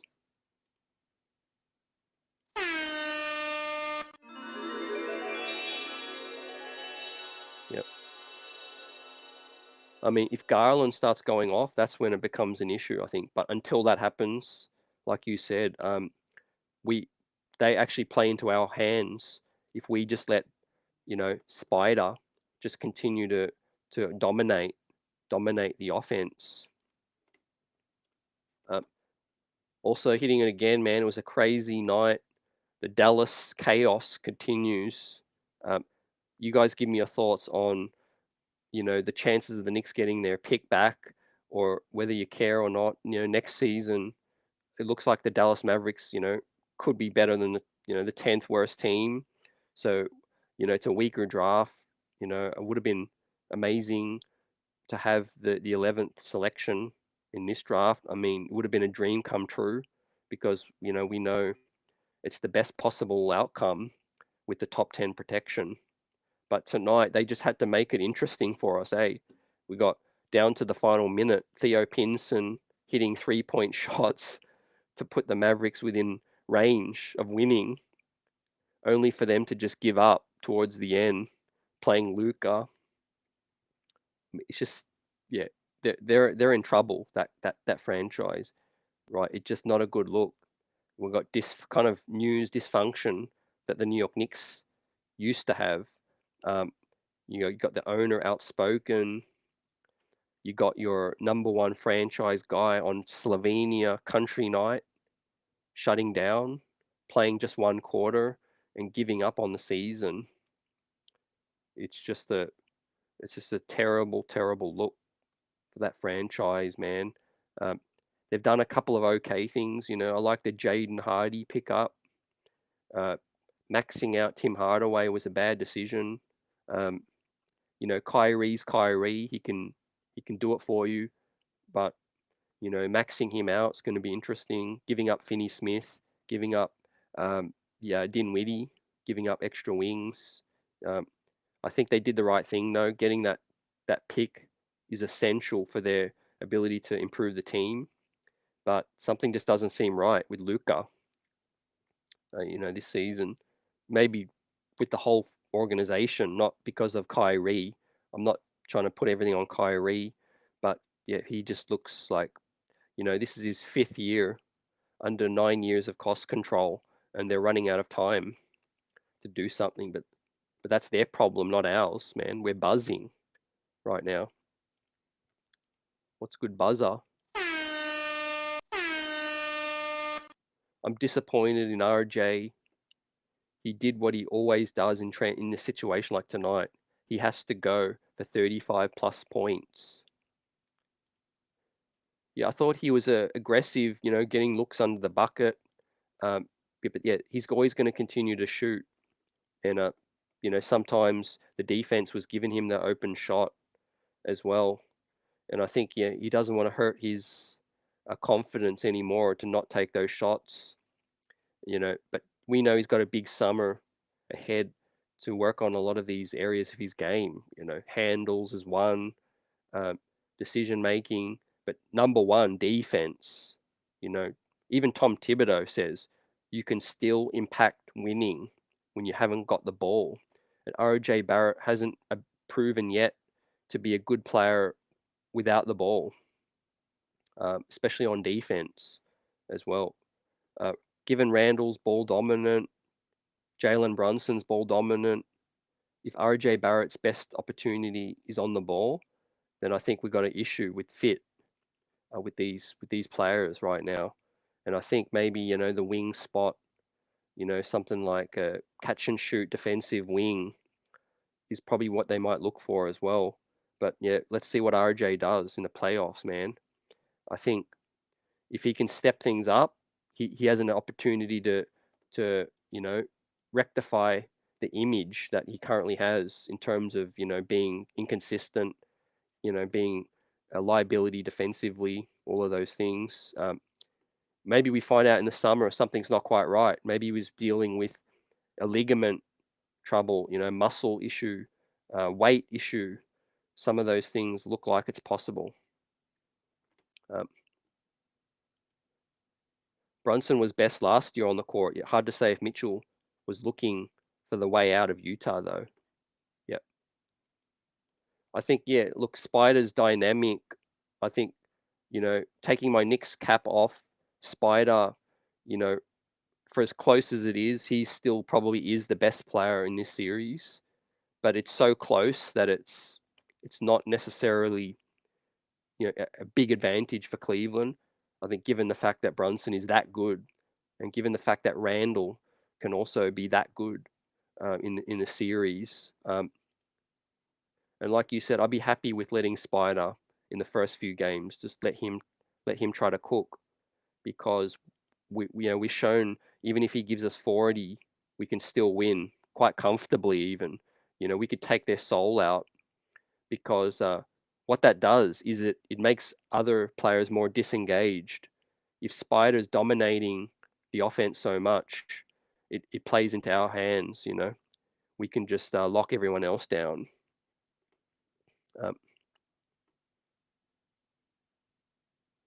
Yeah, it'd be funny to see how this fan base would react to Zion, yeah, if we had won the lotto. Yeah, I think fans would have turned on him 100%. They'd be ready to trade him, to be honest. If I'm running the Pelicans organization, maybe they lost out on the best opportunity. I pray for the man. I hope Zion Williamson is good. I hope we get to see the best of him. But I do feel, strongly that, there's a chance that he might just be a 50 player a game, 60 game player per season. And maybe they've lost the best chance to trade him for a high value. You look at guys like Kevin Durant getting traded for 5 picks and swaps. Mikal Bridges, they want 4 to 5, 6 swaps and picks. Imagine what Zion's trade value would have been 2 years ago if they had put him on the market. There would have been teams go sell their soul, I think, but I don't think that's the case anymore as well. I think teams would tread lightly. Yeah. Almighty, man. Man. If they do this, that'll be more chaos in Dallas. Watch the Mavs trade the pick for Clarkson, who has no D. Look, if they're going to invest in Kyrie, they 100% they need D, big time. Pause. They need someone who can take the pressure off of Luka and Kyrie. And it may not just be one guy. I mean, one of the biggest reasons why the Knicks are good is not just because we have Brunson and Randle. It's because we've got a team now. A team. It's no fluke that Brooklyn is still legit. Brooklyn is still relevant. Six spot locked up because whilst they don't have any star at the moment, Mikal Bridges is becoming a star, but they've actually got quite a number of role players around them that can all pitch in, all can shoot, can defend, and that's a good nucleus, So the way the NBA is going now, unless you're Giannis and Chris Middleton, but even those guys have serious depth, around them. If Brunson can match Spider's game production and almost match it, we win the series. Yep, you said it. Yep. I just think he's going to make Brunson is going to make Spider work so much because whatever Spider gives us, we're going to punch back equally with Jalen Brunson as well. He's an absolute pest to guard. He's so crafty, tricky, can get you into foul trouble. He's just an absolute nightmare. And to be honest, I don't think Spider Mitchell wants to be worrying about defending. He wants to be focused on lighting it up and scoring 50. So the fact that we can come to them in waves, with guys that can put equal amount of pressure on them, even more. And I think that's going to make Garland and Spider uncomfortable, because it's got to be soul snatching and demoralizing to keep going at the Knicks, keep putting up buckets, but then at the same time they're coming straight back at you and lighting you up like they did, 42 points, and then we gave them 48 from Spider. So I think if they're smart, their number one scheme is to try to limit Jalen Brunson, make someone else beat us, trap him, get Mobley up on the high pick and roll, try to keep him out of the paint as well, be physical, all of that stuff. Yeah. Almighty says Zion not really fat, he's just built. He's definitely built and he's got a little bit of excess fat, I think. But the way he's built it's kind of like tough to shed all that weight because he is, really broad. He's really, really strong as well. So that's not easy. Ever since college, he was a man among boys.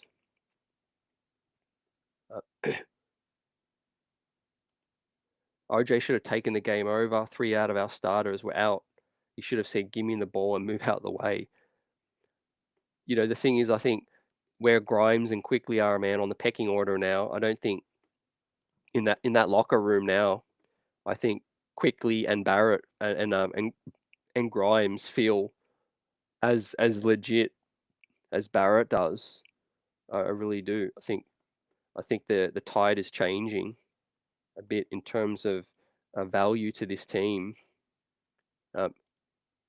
Like if you had to rank the top 3-4 players who are the most valuable to the New York Knicks right now, for me personally, there's no way RJ Barrett's in the top 4 in terms of players with the most value to this team.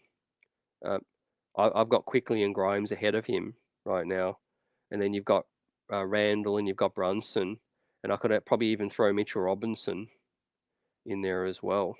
Some people might even have Josh Hart ahead of him as well.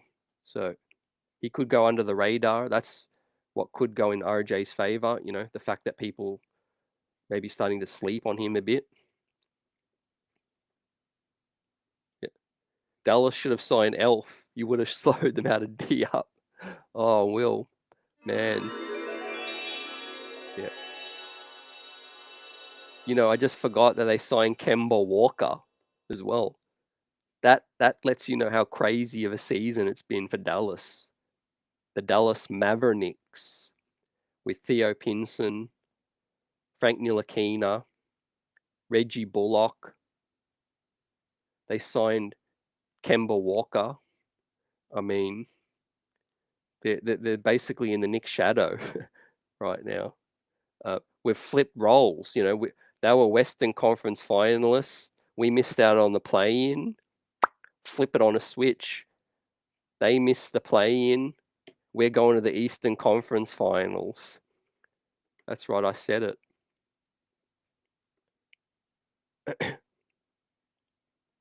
Yeah. When Garland goes to the hoop, light him up real good. Teach him to stay out of the paint. Maybe the refs do let things get a bit physical. Even if it's, not dirty, but it's just tough physical play. I think we're definitely going to give them a very, very physical series. This is Tom Thibodeau, throwback to the 99 series and all of that stuff. Yeah, it's going to be a lot of finesse. But MSG, I said the first step is that the Knicks win one out of the first two. And I think we can. I think 2 chances to steal one in Cleveland. But I think when we get back to MSG, I think the media, the fans, everyone's going to really start to see a clear divide, a clear gap in the both teams. And I say that because I feel like the hype, the way our players play at MSG, the way they get up, the confidence in the crowd with Randle, with Brunson, with Quickley, I think that's our opportunity to steal their hope from the Cleveland Cavaliers and make it known, maybe go up 3-1 after the 2 games at the Mecca and then close it out. I think that's going to be big. If we let them win one at MSG, then of course we give home court back to Cleveland, and we know Game 7 is going to be in Cleveland. So I think that's the best chance for the Knicks to finish this in 6. D-Ross, salute, salute, salute. How we feeling? Salute, salute, salute. 3 capital S's, you know what I'm saying? And also the capital S stands for the streets is buzzing. Yeah. It's bad when Theo's playing, Frank. Dudes I never heard of, no disrespect. There was a dude hitting threes for Dallas I was cheering for. And I was like, if this guy gets us the draft pick, I'm going to buy his jersey. I didn't even know who he was. I think he was a 2-way player or something, but he looked nice. He kind of looked like Kemba Walker, but he wasn't. But yeah, that was a crazy game. If San Antonio out-tanks them, we could still win a coin flip and be the favorite to get that pick. That's going to be interesting too, yeah. Because, there is only that 1 game swing at the moment. Of course, OKC play Memphis. However, although, Chicago might be a factor in that situation as well. I'll pull this thing up so I can see the latest. There's a situation where they can finish with the same record as Chicago also too. So not all hope is lost. Still fascinated by this draft. I'm still going to do draft shows, still going to talk about it. But I do feel like there's a good chance the New York Knicks try to buy a late first round pick, given Walt Perrin and their confidence in finding solid talent late in the draft. This is the year to do it because the top 15 is so muddy there's going to be a lot of talent that might slip. Maybe a Ray and Rupert slips to the 20s. He didn't finish the season very well in the NBL. He didn't play much in the NBL finals at all. Teams might look at him as a bit raw, and he might be one of those dudes that slips. The other thing is the Knicks could trade a couple of these future picks to Indiana or some of these other teams to get a late first round pick as well. So yeah, I'm projecting we might buy a second round pick just to add some talent. We might sign some undrafted guys, and we might swing a trade. Obi Toppin's name is something they might have to make a decision on in the off season. RJ Barrett, of course, could be a player that they talk about to other teams. A lot's going to depend on the playoffs, I think, and how far we go. If we make the second round, ECF, I could definitely see them bringing the same team back. Minus Derrick Rose, Evan Fournier, perhaps try to use the mid-level, add that way, buy a second round pick in the draft or something like that. But if we get knocked out in the first round, I think it's the door is open. Door is open for anything. Yeah, yeah, Kemba. I love Kemba the guy. I hope he continues to get a chance, but looks like he's shot at the moment. I thought the LA Lakers would sign him up. Is there a way we can get that top 4 pick with the Mavs? Unfortunately, no, man. It's top 10 protected. So if the Mavs move up to 4, then it's fortunate for them, unfortunately. Picks 11 to 14 hops up into the lottery. We get that pick. So you combine the percentages of 11, 12, 13, and 14, all those chances of moving up. That's going to most likely push Dallas down if Dallas doesn't jump in. If the Thunder or Bulls lose the final game and Dallas beat the Spurs, it's the coin flip for position. Yeah, as long as Chicago loses in the play-in. So yeah, there's still opportunities. Being honest, I think OKC will, given they're going to play Josh Giddey, SGA, and they're going to try to win. I think they're going to beat Memphis. The Grizzlies can't make the first seed. They're locked into the second seed. But Chicago, who does Chicago play? Let me check on Chicago's final game. They have no incentive to try to win. In fact, looks like Chicago have 2 more games remaining. Yeah. Chicago play the Pistons, unfortunately, and then they play the Raptors as well. They're going to lose to the Raptors most likely, but they'll probably beat the Pistons, or you never know. The Pistons won today, so they actually had a great game. Jaden Ivey balled out. What's good, Joshua? Salute. The fact that the Knicks were kind of short-handed and still made a contest against a team like the Pels, who were going hard, says a lot about this team. Yep. Yeah, I don't think they can just sort of switch off that mentality. They're competitive, I would say. Joshua, I think, let's not forget, we're not playing for anything in terms of seeding or standing, but we're playing now to go deep in the playoffs. These players feel good. They want to keep winning. They want to keep playing well. We know that the game don't mean nothing, but these players are fighting for playoff minutes too.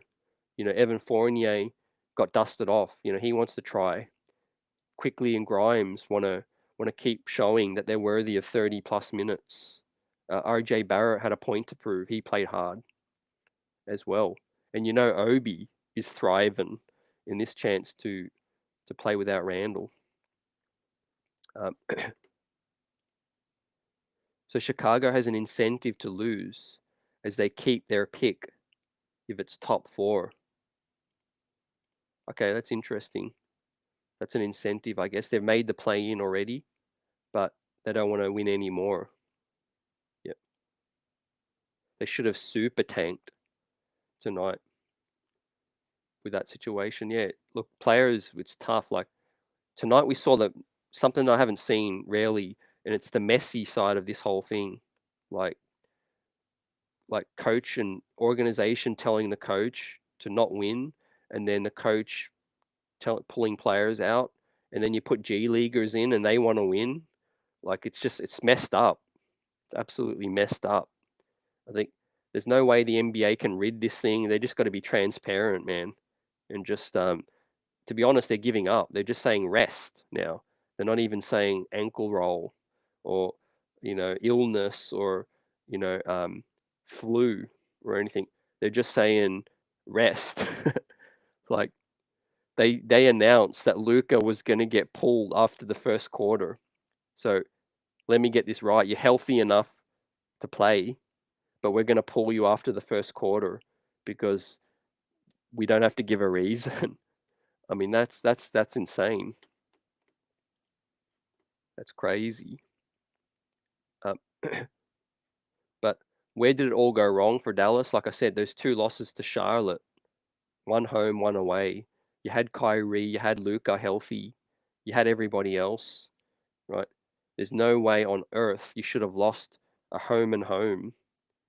To be honest, it's more difficult to not win one game in a home and home than it is to lose both. It's actually more difficult, and they managed to stink it up, And I'm not trying to disrespect Charlotte. They've got some talent, but when you got Kyrie and you've got Luka and you're actually trying to play and win, you're playing for something. There's no way you should have lost those 2 to Charlotte, man. I think Jason Kidd's gone. To be honest, I think the way Kidd was coaching and the way he's just seemed so relaxed, checked out. I mean, I know that's his style. He likes to give the players power.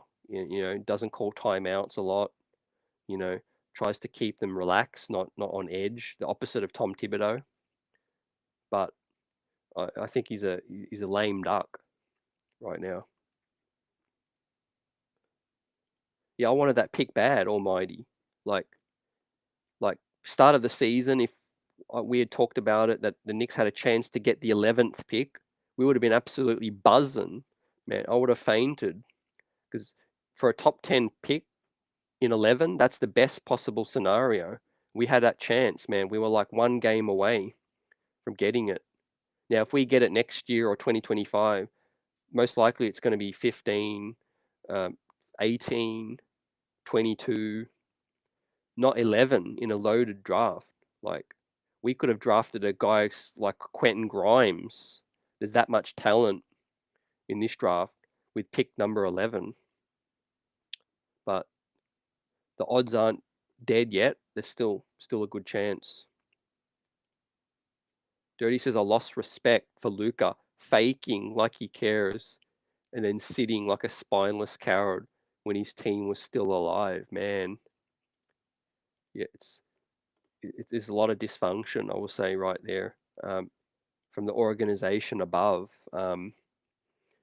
It's kind of like they made the decision too late, fam. They made the decision 1 game, 2 games too late.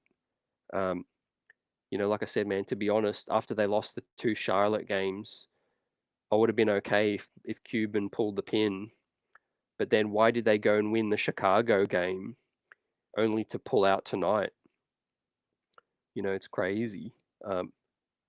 Maybe they could have, won tonight and then paid the Memphis Grizzlies $1 million to just show up and beat Oklahoma.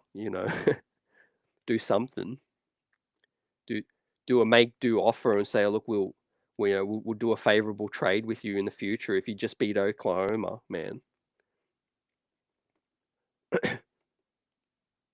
Yeah, looks like as of now we won't have a first round pick. We could buy second round picks fairly easily. We might even be able to trade one of the future picks, fam, to get into this draft. But I will say if there's a year where we don't have a first round pick, I think this might be, in terms of the Knicks progress, this might be the best year because we have so many young guys still. We have young guys that need minutes.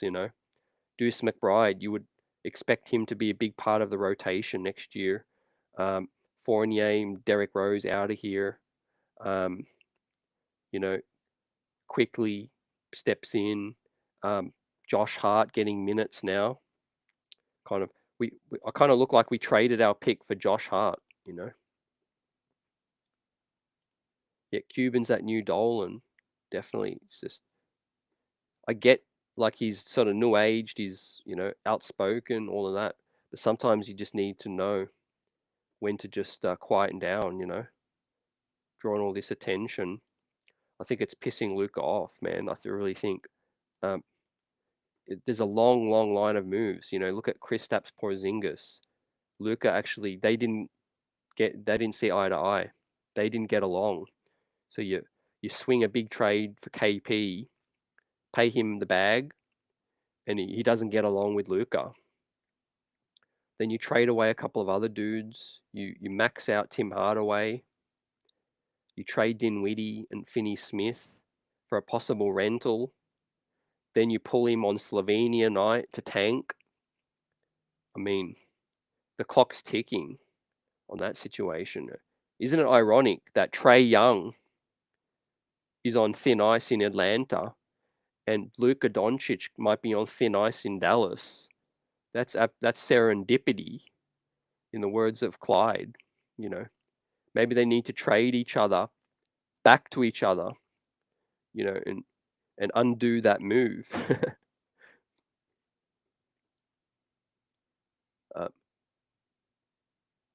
Yeah, we got lots of picks still, fam. We got lots of picks.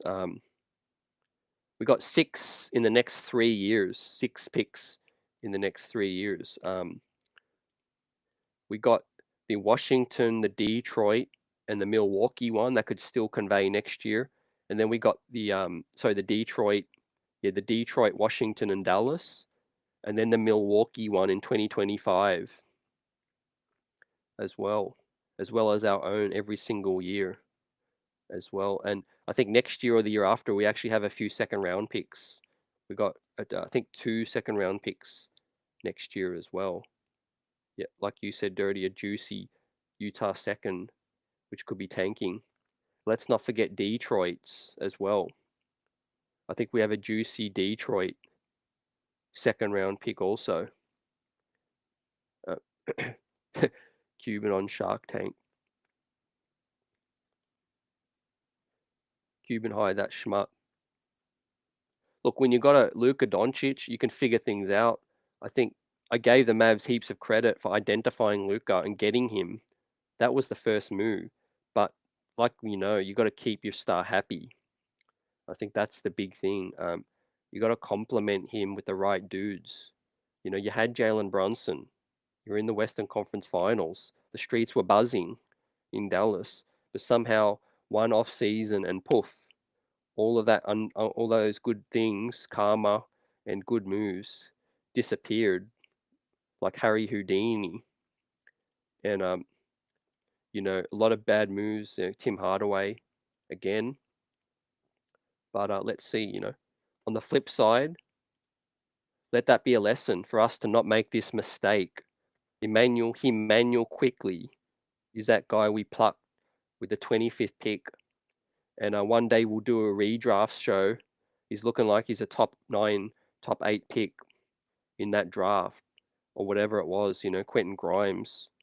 Let's not shortchange this kid right now. He needs to be paid handsomely, paid the same as Jalen Brunson kind of situation. For as good as Brunson was, he wasn't the 6th man of the year at 23, possibly. I think Emmanuel Quickley we could witness the same kind of elevation as Jalen Brunson with Emmanuel Quickley, with a better defender, better 3-point shooting. Emmanuel Quickley's ceiling, I could see a world where Emmanuel Quickley's ceiling is higher than Jalen Brunson's. And as a smart organization, you need to recognize that. Otherwise, you just never know. You know, you just never know. You need to make good with the agents, and you can't lowball with that. Otherwise, there'll be plenty of teams with a sexy scenario for him. Detroit, San Antonio, Houston, Washington. He'll be good with. He's from Baltimore, I think. There'll be heaps of teams where we be trying to get him as their starting point guard. So I think we need to look after him big time, because you just never know. With Jalen Brunson, he might get injured at some point. Emmanuel Quickley's value is crazy right now.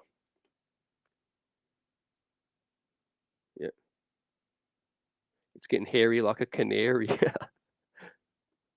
It is. Imagine the buzz in this offseason now. Now that they're fully eliminated, imagine if they don't end up with the pick after all.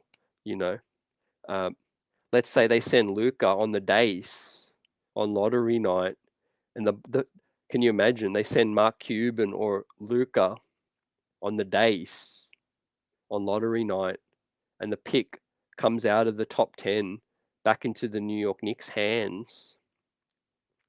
That'd be crazy. That'd be crazy viewing. Yeah, yeah, small market teams, like, we saw some bad situations with OKC, Houston. Yep. Yeah, Detroit. Yeah, the redraft was Ant-Man, Halliburton, LaMelo, Desmond Bain, then IQ, in my opinion. And then, Maxi's close. But that's where it is right now. That's the scary part. Typically, when you see a player elevate so quickly in 1 year, that tells you that there's ample growth left. There's the ability for Emmanuel Quickley at 26, 27, 28 years old to be a multiple-time All-Star.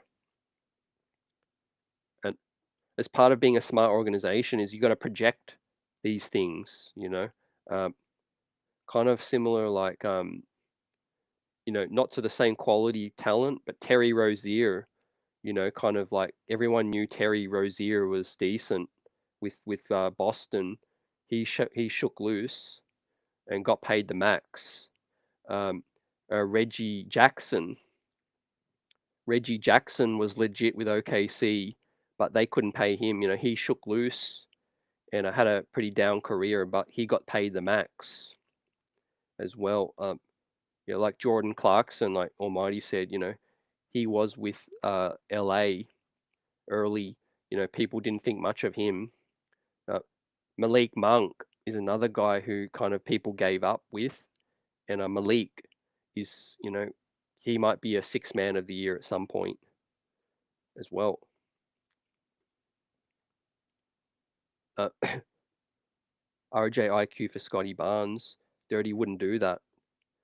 IQ better than Barnes. Barnes has potential, but has to prove it. One thing I look for as well, fam, is the guard spot. You got to look for the guards because they shoot off the dribble, they have the ball a lot, they do all those things. Why is Giannis Antetokounmpo so valuable? It's because he dribbles still. He dribbles the ball. LeBron James, all of those things. If you're a power forward that needs to be fed the ball, it's you have a kind of a different ceiling. We don't see the same dudes like Amari and Karl Malone, the mailman, very often.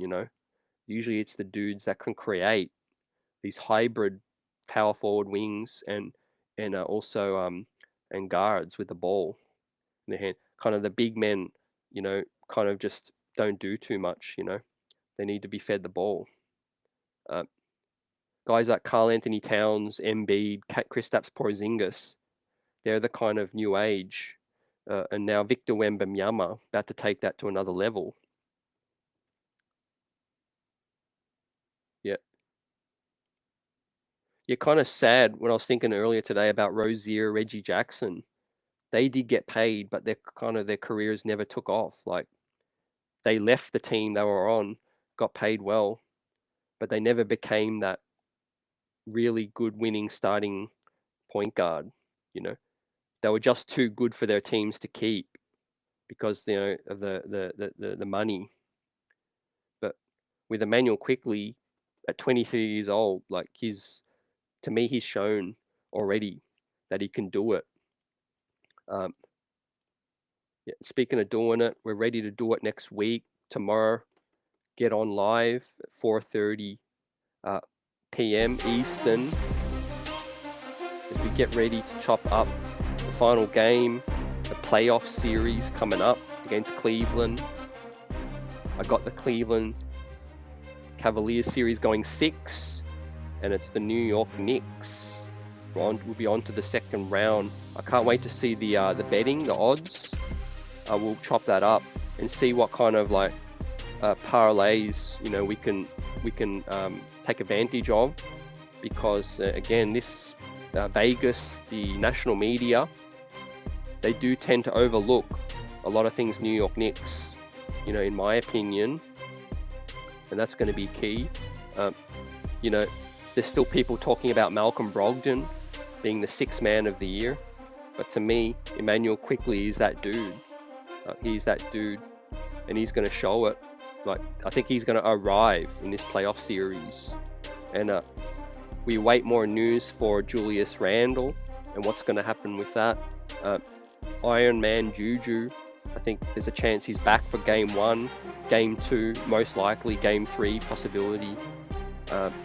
He's healing up as well, and I think he's going to play a big factor in this series. No one's given me their predictions yet, so I'm going to say you guys think the Knicks sweep the Cleveland Cavs, and we'll be done with it. Saving up juice for Milwaukee. That'll be nice. But we'll catch you again tomorrow, Saturday night, 4:30 p.m. Eastern, chopping up the series and the Knicks in general with Coach Young, analyst at Sports Grid. He's Brooklyn-born, New York Knicks to the bone, and it's going to be a fun conversation. Chat going to be buzzing right there. Let's get it, Knicks Nation. Peace. Let's go. We'll see you then. Have a great night. Happy Easter, and get fired up. Get ready for a big series and a playoff run that's going to create new moments, new memories in Knick history. Peace.